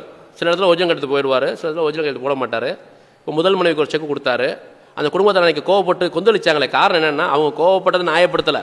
அவங்க வந்து பப்ளிக்கில் கோவப்பட்டு சில வார்த்தைகள்லாம் சொன்னாங்க. அந்த வார்த்தைக்கு ஜமாத் பொறுப்பாகாது, அது வேறு விஷயம். ஆனால் அந்த ஒரு வயதானவர் வந்து கோவப்பட்டது காரணம் என்ன அப்படின்னா, செக்கை கிறுக்கி கொடுத்துட்டான் பாய் அப்படின்னு ஆதங்கப்பட்டார். அது எவ்வளோ பதட்டமான இல்லை, பேங்க்கில் போனால் செக்கு செல்லாது. இவர் தான் மோசடியை பற்றி பேசின நபர். இவர் திரைப்படம் நடித்தார்னு சொல்ல நான் என்ன தப்பு சொல்லுங்கள் நீங்கள்? அல்லாஹ் குர்ஆனில் என்னங்க சொல்கிறான்? நீங்கள் நான் பேசுனது வந்து உங்களுக்கு வந்து நம்பகத்தன்மை இல்லைன்னா அல்லாஹ் பார்த்துட்டு இருக்கான்ற ஒரு நம்பிக்கை வைங்க. இறைவன் பார்த்துட்டு இருக்கான். எனக்கு பேசுகிற எனக்கு மவுத்து இருக்குது. இந்த நாவு நாளைக்கு பதில் சொல்லும். அல்லாஹ் குர்ஆனில் சொல்கிறான், யா அய்யுஹல்லதீன ஆமனூ லிமா தக்ஃபுரூன மா லா தஃஅலூன். நீங்கள் செய்யாது பிறருக்கு ஏவாதீங்கன்றான். நாங்கள் யாருக்கும் மோசடி என்ன பண்ணலை. நாங்கள் யாரும் லெக்ஸரியான வாழ்க்கைனா வாழலை. நிர்வாகிகள் யாரும் வாழலை. எல்லாம் சொந்த பணத்தை போட்டு என்ன பண்ணுறோம், பணிகள் எங்களால் முடிஞ்ச செஞ்சுட்டு இருக்கோம். இந்த பெண்மணி கணவனுக்கு தெரியாமல் ஃபஸ்ட் என்ன பண்ணிட்டாங்க அப்படின்னா 46 கிராம் என்ன பண்ணிட்டாங்க, நகையை கொடுத்துட்டாங்க. இவங்க கொடுத்த நகைக்காவது ஒரு எவிடன்ஸ் வச்சு என்ன பண்ணிட்டாங்க அப்படின்னா கொடுத்ததுனால ஒரு கம்ப்ளைண்ட்னு கொடுக்க முடிஞ்சுச்சு. இன்னும் நிறைய பெண்கள் வெயிட் பண்ணிகிட்டு இருக்காங்க. சொல்லவும் முடியலை மெல்லவும் முடியலைன்னு சொல்லுவாங்களே தமிழில், அதுபோல் நகையை கொடுத்துட்டு இவரை எந்த விதத்தில் பிடிக்க முடியும், என்ன சட்ட ரீதியாக நீங்கள் எதிர்கொள்ளணும்னு சொல்லி கமெண்ட் சொல்கிறாங்கல்ல, அந்த சகோதரர்கிட்ட அன்பாக கேட்குறேன். ஒன்றும் இல்லை, அவர் மேலோட நம்பிக்கையினாலும் இவர் சொல்கிறீங்க, அவரோட பாசத்தினால சொல்கிறீங்க, எவ்வளோ பேர் நேர்வழிப்பட்டுட்டாங்க அவரால் அப்படின்னு சொல்லிட்டீங்க. அல்லாஹ் யாரை கருவியாக பயன்படுத்தினா அவளை கொண்டு நேர்வழிப்படுத்துவான். இது அல்லாஹ்வுடைய ஏற்பாடு. ஆனால் எவ்வளோ பெண்கள் நகையை கொடுத்துருக்காங்க, எவ்வளோ ஆட்கள் பணத்தை கொடுத்துருக்காங்க. பணம் கொடுத்த லிஸ்ட்டு பெரிய லிஸ்ட்டு இருக்குங்க. இவர் என்ன பண்ணுறாருன்னா இந்த மாதிரி கேஸ் வரவுமே உடனே ஒரு அட்வான்ஸ் பெயில் வாங்கிட்டார். இந்த பெயில் காப்பி அவர் வாங்கின பெயில், சரிங்களா? எல்லாமே ஆதாரத்தோடு இருக்குது. இது எல்லாமே நாங்கள் அவரை கரண்ட்லேயே தகவலோடய வச்சுருக்கோம். இவர் ஏன் திருச்சிக்கு வந்து போலீஸ் விட்டுட்டாங்க சொல்கிறாங்கல்ல, சென்னையில் எஃப்ஐஆர் காப்பி இருக்குது. இவர் ஆஜராகணும், ஆல்ரெடி பெயிலில் இருக்கார். அதனால் என்ன பண்ணுறாங்க அப்படின்னா ஏசி தலைமையில் அமர்வு கூட்டம் நடந்துச்சு. நைட்டு 11 மணி வரைக்கும் நாங்கள் நடக்க ஸ்டேஷனில் இருக்கோம். அப்போ அவர் சொல்கிறாங்க, ஜமாத் உங்கள் கஸ்டடியில் என்ன பண்ணுங்கள், அவர் அழைச்சிட்டு போங்க அப்படின்றாரு. அதுக்கு வர மறுக்கிறாரு, லாயரை வச்சு மறுக்கிறாரு. அப்போ என்ன நாங்களே சொன்னோம், ஏங்க அவர் வந்து ரிமாண்ட் அடித்து உள்ளே போடுறது எங்கள் நோக்கம் இல்லை, பாதிக்கப்பட்டவங்களுக்கு வந்து நிவாரணம் கிடைக்கணும், இனிமேல் யாரும் பாதிக்கப்படக்கூடாது, இதை பகிரங்கப்படுத்துன்றது ஜமாத் தெளிவாக இருக்கும். ஆனால் அந்த வீடியோ வழியில் இந்த மாதிரி வீடியோ வெளியிட்டு பகிரங்கப்படுத்த நோக்கம் இல்லை, அந்த வீடியோக்கு எங்களுக்கு சம்மந்தம் இல்லை. அந்த மாதிரி வீடியோ வெளியிடக்கூடிய ஒரு தாழ்வான நிலையை வந்து ஜமாத் எப்பவும் செய்யாது. இன்னொரு ஜமாத் ஒரு விஷயத்தை இறங்குறோம் அப்படின்னா நாங்கள் முழு ஆதாரத்தையும் உறுதி செய்து விசாரித்து 2 தரப்பையும் விசாரித்த பிறகு தான் இறங்கணும். இப்போ இந்த ஒரு வார கால அளவு தர்பியா வேலையாக நாங்கள் பிஸியாக இருந்தோம். ஏன்னா 2 மாத கால அளவு நாங்கள் என்ன பண்ணோம், தர்பியாக்கான ஏற்பாடு அதுக்கான தாவா பணிகளை ஈடுபட்டு இருக்கோம். அந்த நேரத்தில் வந்து இந்த வீடியோக்கு முக்கியத்துவம் தர வேணாம் இப்போதைக்கு அப்படின்னு சொல்லி என்ன பண்ணுறோம், ஒரு வார காலம் அவகாசம் கொடுத்து அமைதியாக இருக்கும். இந்த அமைதி எப்படி டைவர்ட் பண்ணுறாங்க, இவங்க இப்போ தான் ஆதாரம் திரட்டிட்டு இருக்கான்றாங்க. நான் 2016 வரலாறே சொல்லிட்டேன். இன்னும் சொல்ல வேணால் சில சகோதரர்கள் வந்து எங்கள்கிட்ட மனு கொடுத்துருக்காங்க, இவர்கிட்ட ஏமாதிரி இதே ரூஹி கஃபே சொல்லியே பணம் கொடுத்துருக்காங்க சில சகோதரர்கள். அது எடுப்பா லிஸ்ட்டு, நம்ம ஜமாத் மனு வந்தது இது கொடுப்பா. ஒரு ஸ்ரீலங்கா சகோதரர், சரிங்களா, பேர் சொல்ல வேணாம்னு நினைக்கிறேன், இன்ஷா அல்லாஹ். அப்படி பேர் சொல்லணும் அப்படின்னா அது இன்னும் ஃபுல்லாக நம்ம வந்து இது சம்மந்தமாக வந்து இன்னும் விளக்கம் வேணும் அப்படின்னா இன்ஷா அல்லாஹ் அப்துல் பாசித் புகாரியும் பீமன் ரஃபீக் யூனிவர்சிட்டி தைஜமா சார்பாக பீமன் ரஃபீக்கும் 1-to-1 நேரலையில் இருந்தால் மக்களுக்கு இன்னும் வெட்ட வெளிச்சமாக தெரிஞ்சிடும் இன்ஷா அல்லாஹ். ஏன்னா சத்தியம் இருக்கும்பொழுது நம்ம வந்து பயம் தேவையில்லையே. அப்துல் பாசித் புகாரியை வச்சு நம்ம என்ன பண்ணுவோம், ஆதாரத்தோடு ஒன்று எடுத்து வைப்போம். கட்டாக வச்சுருக்கோம் நாங்கள் ஆதாரம். நாங்கள் என்ன ஆதாரத்தை திரட்டுறோம், எங்கள்கிட்ட கம்ப்ளைண்ட்டாக கொடுத்துருக்காங்க. கம்ப்ளைண்ட் கொடுக்க வரும்போது தான் இவர் மேலே சந்தேகம் வந்துச்சு எங்களுக்கு. விசாரிக்கிறோமே, விசாரணை அடிப்படையில் என்ன பண்ணுறோம், ஆகா நம்ம ஒரு அக்ரிமெண்ட் போடணுமே அப்படின்னு சொல்லி அப்போ அதுக்கு தான் நாங்கள் முற்பண்ணோம். 10 வருஷமாக அக்ரிமெண்ட் போடலைங்க. 10 வருஷம் போடாமல் நாங்கள் ஜூலை மாதம் போடுறோம். 2016 எங்கே இருக்குது, 2026 எங்கே இருக்குது? நீங்கள் வச்ச நம்பிக்கை மேலே அப்துல் பாசித் புகாரியை வச்சு தலைமையில் வச்சு நாங்கள் கொண்டாடினங்க, எங்கள் நண்பருங்க அவர். ஆனால் அவர் பண்ண வேலை பார்த்தீங்க அப்படின்னா ஸ்ரீலங்காவில் 55 லட்ச ரூபா ஒரு சகோதரர்கிட்ட. எந்த காஃபி ஷாப் அப்படின்னா ரூஹி ஈசிஆரில் இருக்குல்ல, ரூஹி கஃபே தான். அந்த காஃபி ஷாப்பு தான் 55 லட்ச ரூபா விரிவாக்க பணிக்கு, சரிங்களா? நீங்கள் மட்டும்தான் பார்ட்னர் அவர்கிட்ட சொல்லியிருக்குது, வேறு யாரும் பார்ட்னர் இல்லை அப்படின்றது.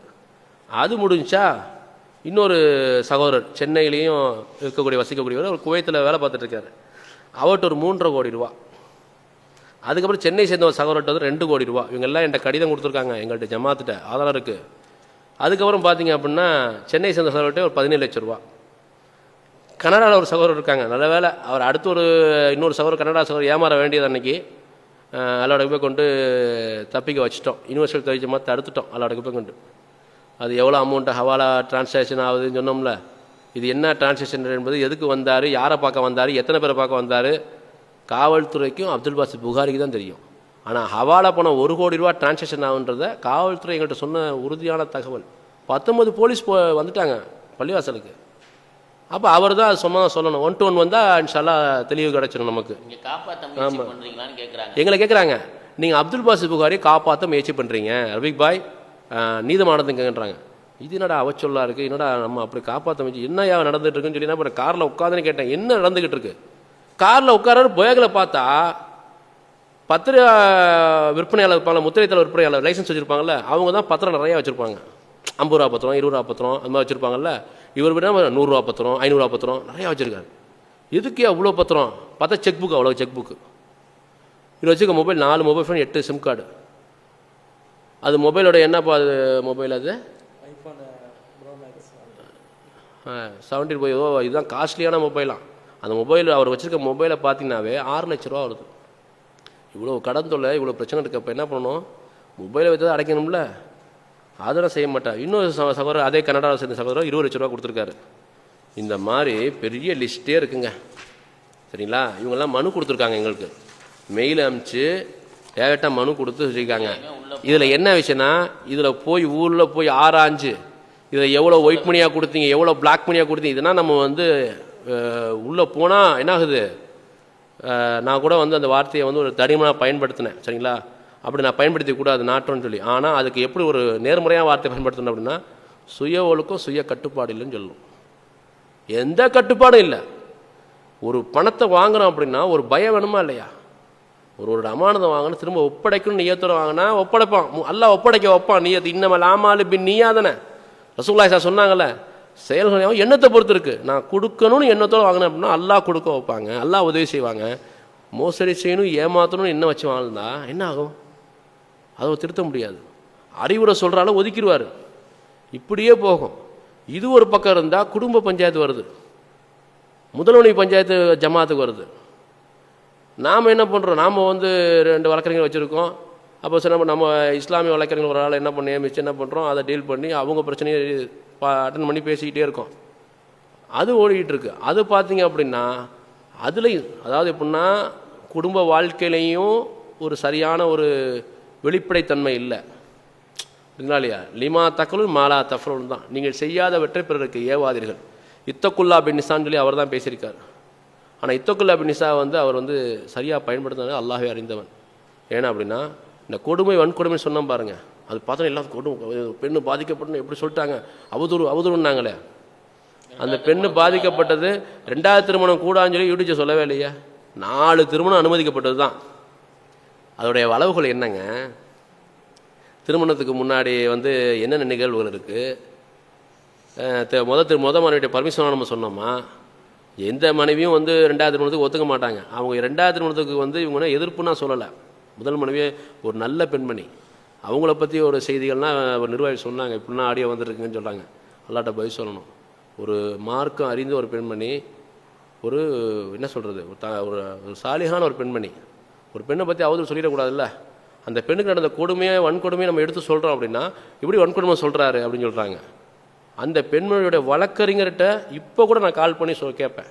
கேட்டால் கூட சொல்லுவாங்க அவங்க எவ்வளோ பாதிக்கப்பட்டிருக்காங்க. சென்னையில் வந்து நேரம் ஏன் கடைகளுக்கு போனாங்க, யாரும் அந்த கேள்வி கேட்க மாட்டாங்க. சென்னையில் தான் வசிச்சுட்டு இருந்தாங்க, ஈசிஆரில்.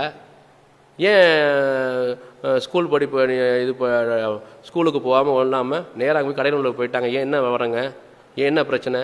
இந்த பக்கம் யாருமே பார்க்க மாட்டீங்களே. இங்கே உடைமைகள் பாதிக்கப்படுது, இங்கே ஒரு மானம் பாதிக்கப்படுது, அதை யாரும் பார்க்க மாட்டாங்களே. கொடுமைகள் நடக்குது. இந்த பாருங்கள், இப்போயே நான் லாயர்கிட்ட வேணால் ஃபோன் பண்ணுறேன். இப்போ நீங்கள் சொன்னதுனால இந்த லாயர்கிட்ட இப்போ ஃபோன் பண்ணி கேட்குறேன் பாருங்கள். அவங்க சில உண்மைகள் சொல்லுவாங்க. இன்ஷால்லா அவங்க லாயர்கிட்டே அடிப்போம். ஹலோ, அஸ்ஸலாமு அலைக்கும் வரஹ்மத்துல்லாஹி வபரகாத்துஹு. வலைக்கும் அஸ்ஸலாம் வரஹ்மத்துல்லாஹி வபரகாத்துஹு. யுனிவர்சல் தௌஹீத் மதல பேசுகிறேன், ரஃபீக் பேசுகிறேன். நல்லா இருக்கீங்களா? நல்லா இருக்கேன் பே, அல்ஹம்துலில்லாஹ் நல்லா இருக்கேன். நீங்க எப்படி இருக்கீங்க? அல்ஹம்துலில்லாஹ். ஒன்றும் இல்லை, இப்போ நான் லவுட் ஸ்பீக்கர் தான் போட்டிருக்கேன்.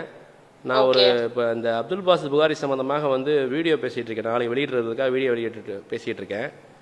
இந்த வீடியோ பேசிட்டு தான் உங்களுக்கு கால் பண்ணுறேன். இது சில தகவலுக்காக வந்து நான் என்ன பண்ணுறேன், இதை பதிவு செய்கிறேன். பதிவு செஞ்சுக்கலாமா? இன்ஷால்லா பண்ணிக்கோங்க பாய். சரி. இந்த முதல் மனைவி சுமையா அவங்களுக்கு நடந்த கொடுமையும் வன்கொடுமையும் கொஞ்சம் ஷார்ட்டாக சொல்லிடுங்களேன், நேரம் கொஞ்சம் குறைவாக இருக்குது. அவ்வளோதான். உண்மைகள் நீங்கள் தான் அவங்க வந்து வழக்கறிஞர், சரிங்களா?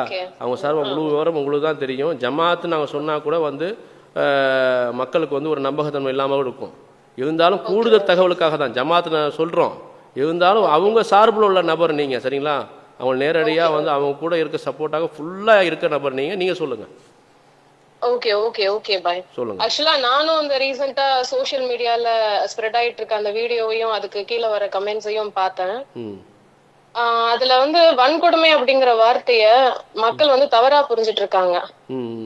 அதனால நானும் இங்க பொதுமக்களுக்கு வந்து சட்ட ரீதியா ஒரு கிளாரிபிகேஷன் மட்டும் இந்த பதிவின் மூலமா கொடுக்கணும் அப்படிங்கிற விரும்புறேன் நானு. சொல்லுங்க. என்ன அப்படின்னா, ஒரு திருமண பந்தத்துல வன்கொடுமை இல்ல கொடுமை அப்படிங்கிறது வந்து வெறும் உடல் ரீதியான தாக்குதல் மட்டும் அப்படின்றது சரியான புரிதல் கிடையாது. ஒரு திருமண உறவுல தொடர்ந்து ஏற்படுத்தப்படக்கூடிய மன ரீதியான தாக்குதலோ இல்ல அவமதிப்போ இல்ல மிரட்டலோ இல்ல பொருளாதார ரீதியான துன்புறுத்தலும் இதுல அடங்கும். இதுல திருமண கடமைகளை வேண்டுமென்றே புறக்கணித்தலும் அடங்கும். அதே போல ஒருவரை தொடர்ந்து மன உளைச்சலுக்கு உள்ளாக்குறதையும் சம்பந்தப்பட்ட ஃபேக்ட்ஸ் அண்ட் எவிடன்ஸ் பொறுத்து மேட்ரிமோனியல் குரூவல்டி அப்படிங்கிற ஒரு சட்டத்துல கொண்டு வர முடியும். ஒரு சட்ட கருத்துக்குள்ள வந்து கொண்டு வர முடியும். கூகுளே பாத்துருவாங்க. அவங்க நடந்த கொடுமைகள் நடந்த உங்களுக்கு தெரிஞ்ச தகவல் சொல்லுங்க. அதாவது நான் இப்ப சொன்ன விஷயங்கள் எல்லாமே அந்த பெண்மணியோட லைஃப்ல நடந்திருக்கு. அல்லாஹ் அக்பர். இதுல வந்துட்டு நான் சொன்ன எல்லா விஷயங்களும் இதுல வந்துட்டு ஆக்சுவலா ஒரு தரப்பினரை மட்டும் வச்சு விசாரிக்க கூடாது அப்படிங்கிற விஷயத்த வந்துட்டு நம்ம அந்த வலைதளங்கள்ல எல்லாரும் சொல்றாங்க. ரெண்டு தரப்பினரோட வாதத்தையும் வந்துட்டு கேட்டுதான் வந்துட்டு ஒரு அதோட உண்மைத்தன்மை என்ன அப்படிங்கறத தெரிஞ்சுக்க வேண்டியது வந்துட்டு சரியான விஷயம். ஆமா, நம்ம 2 தடவை கேட்டதெல்லாம் சொல்றோம். நம்ம சொல்லுங்க நீங்க. கரெக்ட். பட் வந்து என்கிட்ட இருக்க டாக்குமெண்ட்ஸ் என்னோட கிளையண்ட் தரப்புல வழங்கப்பட்ட தகவல்களின் அடிப்படையில இவங்கள்ட்ட சொல்லப்படுற அந்த திருமண உறவுல ஏற்பட்டதாக கூறப்படுற அந்த பல வகையான ஹராஸ்மெண்ட் தொடர்பா முதல் மனைவி தரப்புல காவல் நிலையத்துல கம்ப்ளைண்ட் கொடுக்கப்பட்டதுங்கிறது உண்மையான விஷயம். அதுக்கான சிஎஸ்ஆரும் வந்துட்டு ரெஜிஸ்டர் ஆயிருக்கு. சரி சரி சரி. இது சம்பந்தமா வந்துட்டு ஒரு 3 முறை சம்மன் வந்துட்டு அனுப்பப்பட்டும் அவர் கணவராக சொல்லப்படுகின்ற அந்த அப்துல் பாசித் புகாரி தரப்புல இதுவரைக்கும் அவரு எந்த ஒரு என்கொயரிக்கும் வந்துட்டு ஆஜராகல. யாருமே எதுக்கொள்ள மாட்டார் அவரு. சொல்லுங்க. எந்த ஒரு இதுக்கும் அதுல எப்படி வந்து இந்த பண மோசடி விஷயத்துல இப்ப வரைக்கும் அவர் தரப்புல எந்த ஒரு பதிலும் சொல்லாம இருக்காரோ அதே போல அவரோட சொந்த விஷயமான அவங்க முதல் மனைவி விஷயமா இருக்கட்டும், அவங்களுக்காக தர வேண்டிய விஷயங்களா இருக்கட்டும், அவங்களோட குழந்தைங்களோட விஷயமா இருக்கட்டும், இது வரைக்கும் அவர் நேரடியா வந்து எந்த விஷயத்தையும் பொறுப்பெடுத்துக்கல. போலீஸ்லயும் இது வரைக்கும் வந்துட்டு ஆஜராகல. அதனால அந்த விஷயமும் நிலுவையில இருக்கு. இதுல ஒரே ஒரு விஷயத்த மட்டும் நான் வந்து இவங்க சொல்றேன். நான் இப்போ அவங்க அந்த பெண்மணியை பத்தி ரொம்ப அவதூறான விஷயங்களை வந்து சில பேர் வீடியோக்களாவும் கமெண்டாவும் போட்டுட்டு இருக்காங்க. இதோட உண்மைத்தன்மை என்ன அப்படின்றது தெரியாம அவங்களுக்கு சில நம்ம நேரடியா கூப்பிட்டு 2 தடவை கூப்பிட்டு விசாரிச்சது அவங்களுக்கு தெரியாதுல்ல. அவங்கள வந்து ஏதோ ஒரு நாள்ல சந்திச்சுட்டு நம்ம ஏதோ வந்து ஒரு தடவை கேட்டு சொல்றோம் புரிதலை சொல்றாங்க. நீங்க சொல்லுங்க. ஆமா ஆமா ஆமா ஆமா. அதாவது ஒரே ஒரு விஷயத்த மட்டும் நான் இங்க வந்துட்டு குறிப்பிட விரும்புறேன். இந்த இந்த சம்பந்தப்பட்ட பெண் இருக்காங்கல்ல, இந்த அப்துல் பாசித் புகாரி அப்படிங்கிறவங்களோட முதல் மனைவி இருக்காங்கல்ல, அவங்க வந்து அவங்க 2 குழந்தைங்களோட தனியா தான் வாழ்ந்து வர்றாங்க. அவரோட கணவரோட எந்த சப்போர்ட்டும் இல்லாம அவர் கணவர் வந்துட்டு அந்த 2ஆவதா திருமணமான பெண் அப்படின்னு சொல்லப்படுற அந்த பெண்மணி கூட வந்து தனியா போயிடுறாங்க. இவங்களுக்குன்னு சொல்லி இருங்க நான் சொல்லிடுறேன் நானு. இப்போ இந்த ஒரு விஷயத்த இந்த ஒரு ப்ராப்ளம் நடந்துட்டு இருக்கும் போது அவரும் அவருடைய அந்த 2ஆவது மனைவின்னு சொல்லப்படுகின்ற அந்த பெண்மணியும் இவங்க வீட்டுக்கு தனியா இருக்கும்போது 2 குழந்தைங்களோட தனியா இருக்கும்போது வீட்டுக்கு வந்து அவங்கள மிரட்டி தகராறு செஞ்சிருக்காங்க. அவதூறான ஆபாசமான வார்த்தைகளால திட்டி இருக்காங்க. அப்துல் பாசித்தும் அதான் தெரியும், நான் கேள்விப்பட்டேன். விசாரிச்சாங்க.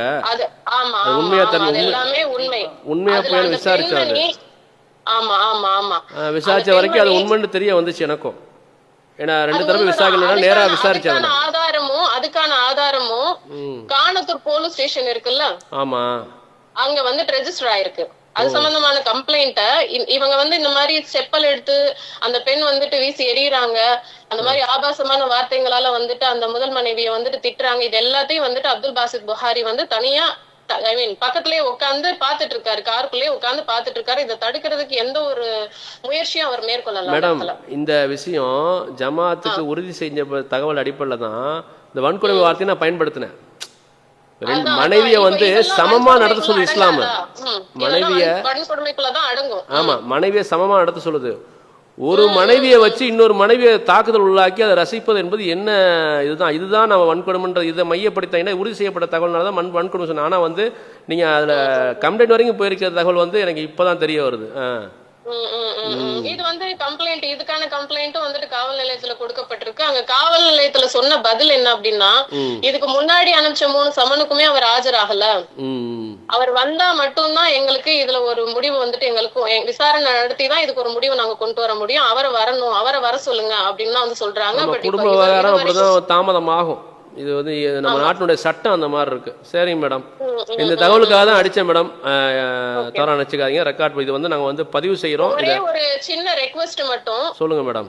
அந்த பெண் வந்து 2 குழந்தைங்களோட எந்த ஒரு உதவியும் இல்லாம ஒரு ஒரு சூழ்நிலையில அவங்க வாழ்ந்துட்டு இருக்காங்க. அதனால இந்த முழுமையான உண்மை என்னன்றத தெரியாம அவங்கள பத்தி தவறான அவதூறான விஷயங்களை சோசியல் மீடியால வந்துட்டு வீடியோஸா கமெண்டா போடுறது வந்துட்டு சரியான அணுகுமுறை கிடையாது. இல்ல இன்ஷா அல்லாஹ் வந்து மக்களுக்கு ஓரளவுக்கு புரிஞ்சிருக்கும். இன்ஷா அல்லாஹ் ஜமாத் வந்து நடுநிலையா இருக்கிறனால தான் நண்பர் தவறு செய்தாலும் அவர் சொல்ல சுட்டி காட்டணும். அதனால தான் வந்து சுமையா அவங்க பக்கம் நாயா இருக்கனால ஜமாத் அவங்க பக்கம் நிக்குது. ஜனவரி மாசத்துல இருந்து அவங்க பக்கம் நிக்க காரணம் இதுதாங்க. இன்ஷா அல்லாஹ். சரி madam, thank you madam, thank you madam. அஸ்ஸலாமு அலைக்கும். வலைஸ்ஸலாம் வரஹ்மத்துல்லாஹி. இப்போ இந்த மாதிரி தகவல் இது மாதிரி வந்து சுய வாழ்க்கையிலையுமே குறைபாடு, அடுத்தவர்கள்ட்ட மோசடி செய்ய வேண்டும் என்ற தொடர்ச்சியான நடவடிக்கை, அதே போல் வந்து வாழ்வாதார உதவி ரசூலுல்லாஹி ஸல்லல்லாஹு சொல்கிறாங்க, ஹஜ்ஜத்துல் விதால சொல்கிறாங்க, இத்தகுல்லா பின் நிசான்னு சொல்கிறாங்க, பெண்களோட விஷயத்துக்கு அல்லாஹ் கஞ்சிங்க. ஒரு மனைவிக்கு செய்யணும் கடமை என்ன தெரியுமாங்க? உணவு, உடை, இருப்பிடம் 3 உறுதி செய்யணுங்க. ஒரு கணவன் உறுதி செய்யணுங்க. தலாக்கே சொல்லப்பட்டாலும் அந்த 3 மாதவிடாய் காலம் வந்து இதை உறுதிப்படுத்தணுமே. ஒரு கணவனுடைய பொறுப்பை இவர் தலாக்கும் முறையாக சொல்லலை, தலாக்கான நடவடிக்கையும் முறையாக ஈடுபடலை. ஆனால் மனைவியாக வச்சு என்ன பண்ணுவார்? இந்த மனைவி ஒரு என்ன சொல்கிறது, இவர் ஒரு பார்வையில் பார்ப்பதும், 2வது மனைவி அவர் ஒரு பார்வையில் பார்ப்பதும் இஸ்லாம் எப்படி அனுமதிக்கலை. 2வது திருமணம் பண்ணுவது நாங்கள் குற்றம் சொல்லலை, சமநீதியாக நடத்தணுமே. அந்த முதல் மனைவி வந்து இவர் எதுக்காக பிரச்சனை அப்படின்னா, இவருடைய சுய ஒழுக்கத்தில் வந்து அவங்களுக்கு வந்து குறைபாடு அவங்க தெரிஞ்சதுனால தான் என்ன பண்ணுறாங்க, இதுக்கு தான் பிரச்சனையே. அது அவங்க பர்சனல் லைஃபு, அது நம்ம பேச வேணாம் தான் நினைக்கிறேன். சரிங்களா? அதனால தான் வந்து அந்த வீடியோவில் கூட வந்து நான் ஒரு வார்த்தை சொல்லியிருப்பேன். அது இவர் மறுத்தார் அப்படின்னா இதை அப்துல் பாசித் புகாரி தெரியும், இது ரபிக்கு விசாரிச்சாரா இல்லையான்றது தெரியும் அவருக்கு. அப்துல் பாசித் புகாரி இது சம்மந்தமாக வந்து நேரலையை வந்தார் அப்படின்னா 1 to 1 அவர்கிட்டே சொல்லலாம். அவர் வர முடியாது. ஏன் அப்படின்னா யாருடைய விசாரித்த விடைன்னு அவர் தெரியுமே. அதனால் இன்ஷா அல்லாஹ் வந்து அது அவர் தனிப்பட்ட வாழ்க்கையில் வந்து சுய ஒழுக்கம், சுய கட்டுப்பாடு வேணும். ஆமாம், அந்த நாற்றம் வந்து அந்த வார்த்தை வந்து கூட ஒரு வேணாம், அந்த வார்த்தை சொல்ல வேணாம், சுய கட்டுப்பாடுன்னு சொல்லிடுவோம். சுய ஒழுக்கம், சுய கட்டுப்பாடு ஜமாத் அப்படி தான் பயன்படுத்துது. சரிங்களா? நான் அந்த ஆதங்கத்தை வெளிப்படுத்தும். என்னுடைய கோவதாபங்கள், என்னுடைய ஆதங்கம், ஒரு நெருங்கி பழகினவன், ஒரு 10 வருஷம் பழக்கத்தில் இருக்கக்கூடிய நபர் வந்து இவ்வளோ பெரிய மோசடி பண்ணும் பொழுது இவருக்கு ஒரு எண்டே இல்லையான்னு சொல்லுவோம்ல, முற்றுப்புள்ளியே இல்லையா அப்படின்ற மாதிரி தான் அந்த ஸ்லாங்கு தான், அந்தோடைய கோவ வெளிப்பாடு தான் அந்த வீடியோ. அந்த வீடியோ எடுத்து வெளியிட்டது போன விதம் வேறு மாதிரி போயிடுச்சு. இவங்க வந்து சமுதாய துரோகி, இவர் வந்து பார்த்தீங்க அப்படின்னா என்னென்ன வார்த்தையில் வசப்பாட முடியுமோ இந்த 1 வார கால அளவு எங்கள் நிர்வாகிகளையும் உறுப்பினர் நிம்மதியாக தூங்க விடலை, நிம்மதியாக இருக்க விடல. எங்களுக்கு தர்பியா இருந்தனால தான் நாங்கள் தாமதிச்சு போனோம். இல்லைன்னா மறுநாளே இந்த வீடியோ போட்டிருப்போம். ஏன்னா எவ்வளோ ஆதாரத்தோடு தான் நான் பேசுகிறோம். இந்த ஆதாரம் எல்லாமே எங்கள்கிட்ட இருக்குன்னு என்பது அப்துல் பாசித் புகாரிக்கு தெரியும். ஆனால் கமெண்ட்ஸ் போடக்கூடிய எங்களுடைய தொப்புள்கூடிய ஒரு சகோதர சகோதரிகளுக்கு தெரியாது. அவங்க என்னென்னா அவர் மேலே ஒரு அதீத நம்பிக்கை. இப்போ நான் சொன்னாலுமே சில சகோதரர்கள் ஏற்றுக்க மாட்டாங்க. என்னென்னா என்ன இவங்க வந்து வீடியோ போட்டு பேசுனா ஏற்றுக்கணுமா, இவங்க ஆதாரம் இருக்கா அப்படின்றாங்க. என் பக்கத்து கேட்கக்கூடிய நபர் உண்மையிலே நீங்கள் என்ன பண்ணுங்கள், அப்துல் பாசித் புகாரியை சந்தித்து அவர் அழைச்சிட்டு வாங்க, யூனிவர்சல் தெரிஞ்சுமாதுக்கு அழைச்சிட்டு வாங்க, அழைச்சி வந்து நீங்களே நேரில் ஏற்பாடு பண்ணுங்கள், ஒன்றும் பிரச்சனை இல்லை. அல்லாவோட கிருபையை கொண்டு நான் அவருடைய இல்லை அவர் எங்கே இடம்னா சொல்லட்டும், அவர் இடத்துல சொல்லட்டும்.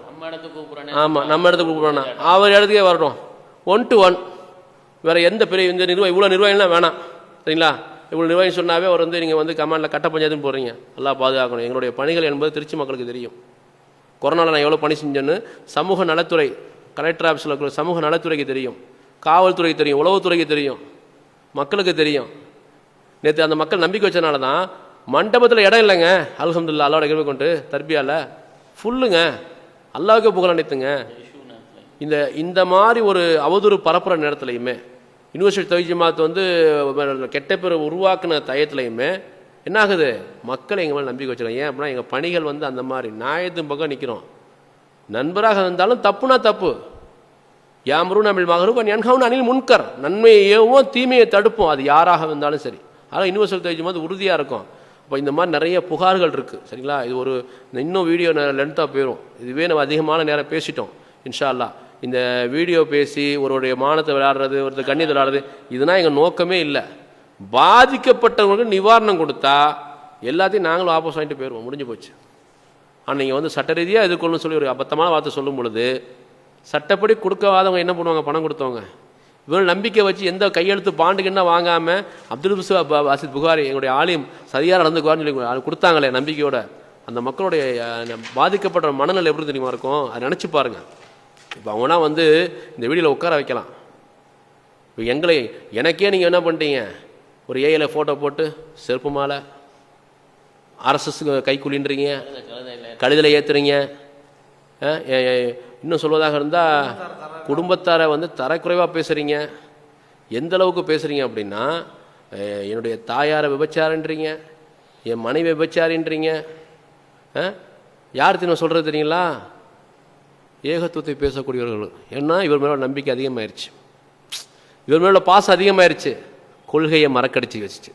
ஆனால் நீங்கள் சொல்லும் போது சொல்கிறீங்க, இவரால் எவ்வளோ பேர் நேர்வழி பெற்றிருக்காங்க தெரியுமா, இவரால் எவ்வளோ பேர் ஹிதாயத்து கிடைச்சது தெரியுமா. அந்த ஹிதாயத்து கிடைத்தவர்கள் பேசக்கூடிய வார்த்தையை காதில் கேட்க முடியல, அசிங்கமான ஆபாசமான வார்த்தைங்க, உளவல் ரீதியாக தாக்குதலுங்க, சரிங்களா இல்லையா. இந்த பாருங்க, அந்த ஆடியோ கூட ப்ளே பண்ணுவேன், ஒரு நாகரிகமாக இருக்காது. எவ்வளோ ஆடியோ தெரியுங்களா, எவ்வளோ ஃபோன் கால் தெரியுங்களா.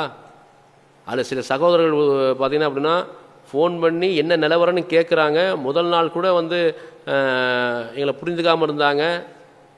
ரெண்டாவது நாள் பார்த்தீங்கன்னா சில தகவல் அவங்களுக்கு உண்மை தகவல் கிடைக்குது, அப்படியே வாபஸ் ஆகிட்டு போகிறாங்க, சரிங்களா. இப்போ உண்மை என்பது யாரையும் அழிக்க முடியாது. இது எல்லாமே நாங்கள் நிர்வாகிகள் உட்கார்ந்துருக்கோம், நாங்கள் எல்லாருக்கும் மரணம் இருக்குது. குல்லு நஃப்ஸின் தாயிக்கத்துல் மௌத், அனைத்து உயிர்களும் மரணத்தை சுவைத்தே ஆகணும். நாளைக்கு மறுமை நாளில் மஹ்ஷருடைய மைதானத்தில் இறைவன் ரப்புல் ஆலமீன்ட்ட எல்லாரும் அந்த கேள்வி கணக்கை சந்திக்கணும். பேசக்கூடிய நான், கமெண்ட்ஸ் போடக்கூடிய நீங்கள் எல்லாம் சந்திக்கணும். அல்லாஹ் மீது ஆணையாக நான் சொன்னதெல்லாம் உண்மை, அதுக்கு ஆதாரங்கள் கூட இருக்குது. அதெல்லாம் வேணாம், அதெல்லாம் கேட்கணும். எங்கள் தகவலே வந்து நாங்கள் அப்படியே மூக்க புத்துற காதை புத்துற மாதிரி இருக்கு. அல்லாஹ் பாதுகாக்கணும், சரிங்களா இல்லையா. எவ்வளோ பெரிய ஒரு அந்தஸ்தை கொடுத்துருக்கான், எவ்வளோ பெரிய கண்ணியத்தை கொடுத்துருக்கான், எவ்வளோ பெரிய ஒரு குரல் வளத்தை கொடுத்துருக்கான். எல்லாரும் பயான் எல்லார் பயானையும் எல்லாம் கேட்க முடியுமா? உன்னுடைய பயானை கேட்பதற்கு எவ்வளோ பெரிய அல்லாஹ் ரப்பல் ஒரு கூட்டத்தை ஏற்படுத்தியிருக்கான். அதை எப்படி பயன்படுத்திக்கலாம்? ஒரு சுய லாபத்துக்காக. நான் அந்த இடத்துல கூட சொன்னது கூட வந்து எல்லாம் சொன்னாங்க, அது அவருடைய இஷ்டம், எங்கேயோ தங்குவாருன்னாங்க, சரிங்களா இல்லையா. அது அவருடைய விருப்பம்தான். ஆமாம், அது வாடகை வீடு இல்லைப்பா. அது என்ன விஷயம்னா, சென்னையில் வீடு இருக்குது, மனைவியோட பிரச்சனை, சரி ரைட்டு, மனைவியோட பிரச்சனை. இப்போ என் மனைவியோட பிரச்சனைனா பள்ளியாசலுக்கு வருவேன். ரசூலுல்லாஹ்வுடைய காலகட்டத்தில் என்னங்க நடந்துச்சு, ஃபாத்திமா ரதியல்லாஹு அன்ஹா அவர்களுக்கும் அலி ரதியல்லாஹுக்கும் என்ன வருது, பிரச்சனை வருது. அலிகள் என்ன பண்ணுறாங்க, ஒரு சின்ன மனக்கசப்பு கணவனுக்குள்ள ஏற்படும். எல்லா வாழ்க்கையிலும் யாருக்கும் எல்லாமே ஏற்படாமல் இருக்காது. பள்ளியாசலேருந்து படுக்கிறாங்க, ரசூலுல்லாஹி ஸல்லல்லாஹு வராங்க, மண்ணின் மைந்தரே, மண்ணை தட்டி விட்றாங்க, மண்ணின் மைந்தரே அப்படின்னு சொல்லி ஒரு புனைப்பேரை சூட்டுறாங்க. மண்ணின் மைந்தர்னா அலிகள் தான், அப்போ தான் பேர் உருவாகுது. பள்ளிவாசல் தான் இருந்தாங்க. அப்போ இவர் நபி வழியை பின்பற்றக்கூடியவர், மக்களுக்கு உபதேசம் பண்ணக்கூடியவர். லிமா தக்குலுன் மாலா தஃப்ருன், நீங்கள் செய்யாதவற்றை பிறருக்கு ஏவக்கூடாது. அப்போ என்ன பண்ணுறாரு, ரசூலுல்லாஹ்வுடைய இருப்பிடத்தை பற்றி பேசுகிறாரு, ரசூலுல்லாஹ்வுடைய வீடு பார்த்தீங்கன்னா இவ்வளோ தான் பேசுகிறாரு. இதுதான் நான் சொன்னேன், ஒரு ஆதங்கம். நெருங்கிய நண்பராக நீ என்னடா இப்படி பயன் பண்ணிட்டு இப்படி பேசுறியே அப்படின்னு சொல்லுவோம்ல, வாடா போடாது பேசலை. ஏன்னா அப்படின்னா அந்த புதுவெளியில் பேசக்கூடாதுன்ற ஒரு இதெல்லாம் நம்ம என்ன பண்ணோம், ஆதங்கத்தில் அதை நினைவுபடுத்துகிறேன். இதுனா இப்படி பேசி இப்படி இருப்பாரா அப்படின்னு சொல்லி என்ன பண்ணுறேன், ஒரு கோபகாவங்களில் சொல்கிறேன். சொன்னது வந்து பொய் இல்லையே. இவர் ஐடிசி சோலாலாம் தங்குவார். இவர் கமெண்ட்ஸ் போடுறீங்கள, நீங்கள் ஐடிசி சோலா இப்போ ஹோட்டல் போனீங்கன்னா ஹிஸ்ட்ரி தான் எடுத்து பாருங்கண்ணே, இவர் தங்கியிருக்காரு எல்லாம் தெரிஞ்சு போயிடும். நாங்கள் சொல்கிறது அவதூறா உண்மையாக தெரிஞ்சு போயிடும். குடும்பத்தை அது ஒரு நாள் வாடகை 25,000ங்க, ஒரு டீ 1500 ரூபா ஜிஎஸ்டியோட. இவ்வளவு இதெல்லாம் லக்ஸரியாக வாழ்ந்துட்டு யாருடைய பணம்? இந்த பிரச்சனையில செய்யற யாருடைய பணம்? இந்த பணத்தெல்லாம் செலவழிட்டு நட்டுன்னு சொல்றதா? இது மோசடி இல்லையாங்க? அடுத்தருடைய பணத்தில் வந்து மோசடி இல்லையா? இப்போ தமிழக முதல்வருடைய டைலாக் தான் சொல்லணும், அதை தவிர நினச்சிக்காதீங்க. ஊரா விட்டு நெய்யில் உங்கள் வீட்டில் ஸ்வீட் செய்யாதீங்கன்ற கணக்கு தான் சொல்லணும். இவர் என்ன பண்ணிட்டாரு? ஸ்வீட் இல்லை, பிரெட் அல்வாவே கிண்டிட்டார். நல்லா பாதுகாக்கணும். அப்போ என்ன ஆகுது அப்படின்னா, அடுத்தருடைய பணம், அடுத்தருடைய மானம்னு பேசுகிறோம் நீங்கள், அவருடைய மானம்னு சொல்லி சொல்கிறோம் நீங்கள். ரசூல்லா பகிரங்கப்படுத்த சொல்லுவாங்க பொருளாதாரத்தில். இவங்க பல பேருடைய உடைமை போயிடுச்சேங்க, வாழ்வாதாரத்தை இழந்து நிற்கிறாங்களேங்க. ஒரு சகோதரர்லாம் பார்த்தீங்க அப்படின்னா, பேர் சொல்ல விரும்பலை, இழந்த சகோதரர் சொல்கிறாங்க, தற்கொலை மட்டும் இஸ்லாத்தில் அனுமதி இருந்துச்சு அப்படின்னா நான் அதை கூட அட்டன் பண்ணிடுவாங்க அப்படின்றாங்க. இது எவ்வளோ பெரிய கொடுமைங்க. அந்த கொடுமையை ஏங்க பார்க்க மாட்டேறீங்க? பதுதீன் சொல்லலை, இன்னொரு சகோதரர் சரிங்களா. பதுதீன் எனக்கு என்ன ஆதங்கம் அவருக்கு அப்படின்னா, 10 வருஷமா மேல் நம்பிக்கையை சிதைச்சிட்டாரு. என்னுடைய பணத்தை வந்து அவர் அந்த ஒரு வீடியோ எடுத்திருக்காங்க. ஜூலை மாதத்தில் அக்ரிமெண்ட் சைன் பண்ணார்ல, இந்த அக்ரிமெண்ட் சைன் பண்ணுறப்ப நாங்கள் வீடியோ எடுத்தோம், இவரோட அனுமதியோட வீடியோ எடுத்தோம். யாரோடைய அனுமதி? அப்துல் பாஸ் புகாரி அனுமதியோட வீடியோ எடுத்தோம். அந்த வீடியோ கூட வெளியில் நாங்கள் சரிங்களா வச்சுருக்கோம். அதில் பத்ருதீன் பாய் சொல்லிட்டு இருப்பார், என்னுடைய பணத்தை நீங்கள் ஹராமாக ஜல்சா பண்ணிட்டீங்கம்பார். அப்படியே குனிய நிற்பார், தலைக்குனியும். வீடியோ இருக்குங்க எங்கள்கிட்ட சரிங்களா, வீடியோ இருக்குது, ஆதாரத்தோடு இருக்குது. அப்போ அதுதான் ஆதங்கம். என்னுடைய பணத்தை ஹராமாக செலவழிச்சிட்டியோன்னு சொல்லி அவருடைய ஆதங்கம். என்னுடைய பணத்தை வந்து இப்படி செலவழிச்சிட்டியே, பணம் எங்கே போச்சு? இதை கேட்கதாங்க திருச்சிக்கு கேட்டோம் நாங்கள், திருச்சியில் வச்சவரை.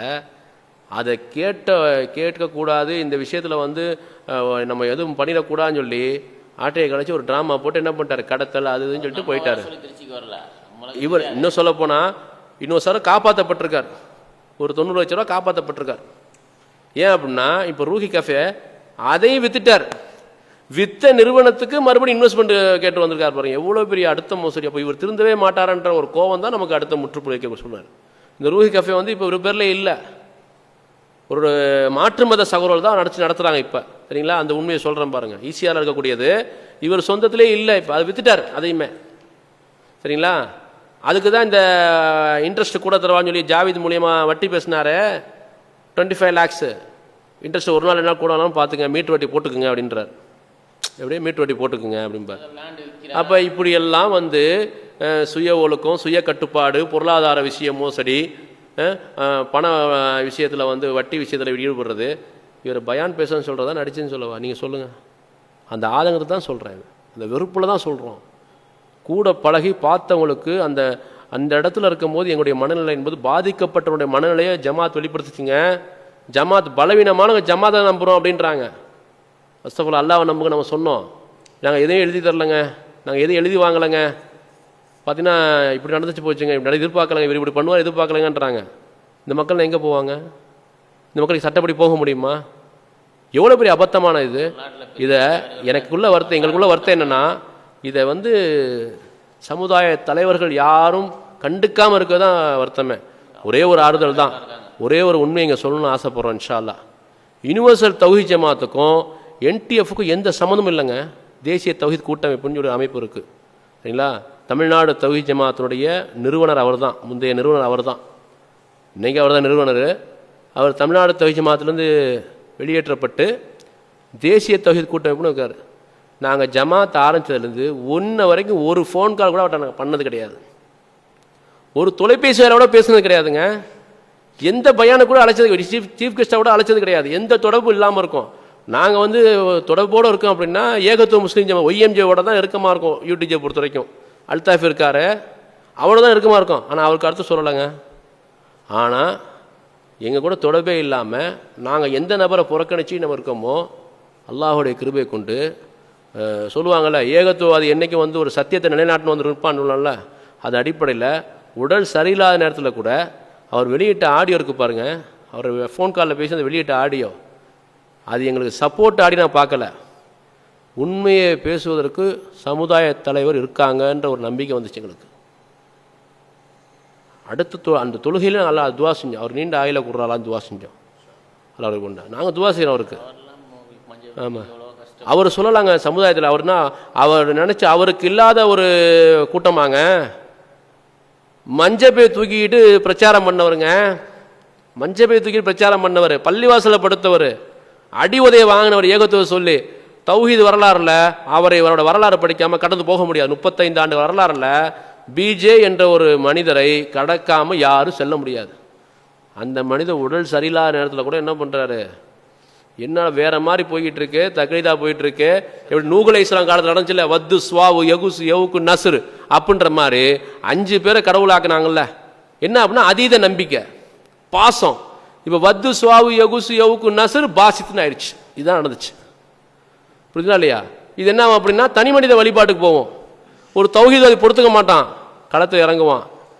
அந்த வயதில் ஒரு களத்தில் இறங்கின மாதிரி என்ன பண்ணுறாரு, ஒரு ஆடியோ வெளியிடறா அப்படின்னா இன்ஷா அல்லாஹ் அவருக்காக துவா செய்கிறோம். யுனிவர்சல் தௌஹீத் சார்பாக இது வரைக்கும் அவர்கிட்ட கூட நாங்கள் தொடர்பில் இல்லை. இந்த வீடியோ பார்த்தா கூட நாங்கள்லாம் ஒன்று அப்படின்னு நினச்சி பாருங்கள். நாங்கள் நடத்துகிற நிகழ்ச்சி எந்த நிகழ்ச்சியாவது NTF-ஓட தொடர்புக்கான்னு பாருங்கள்.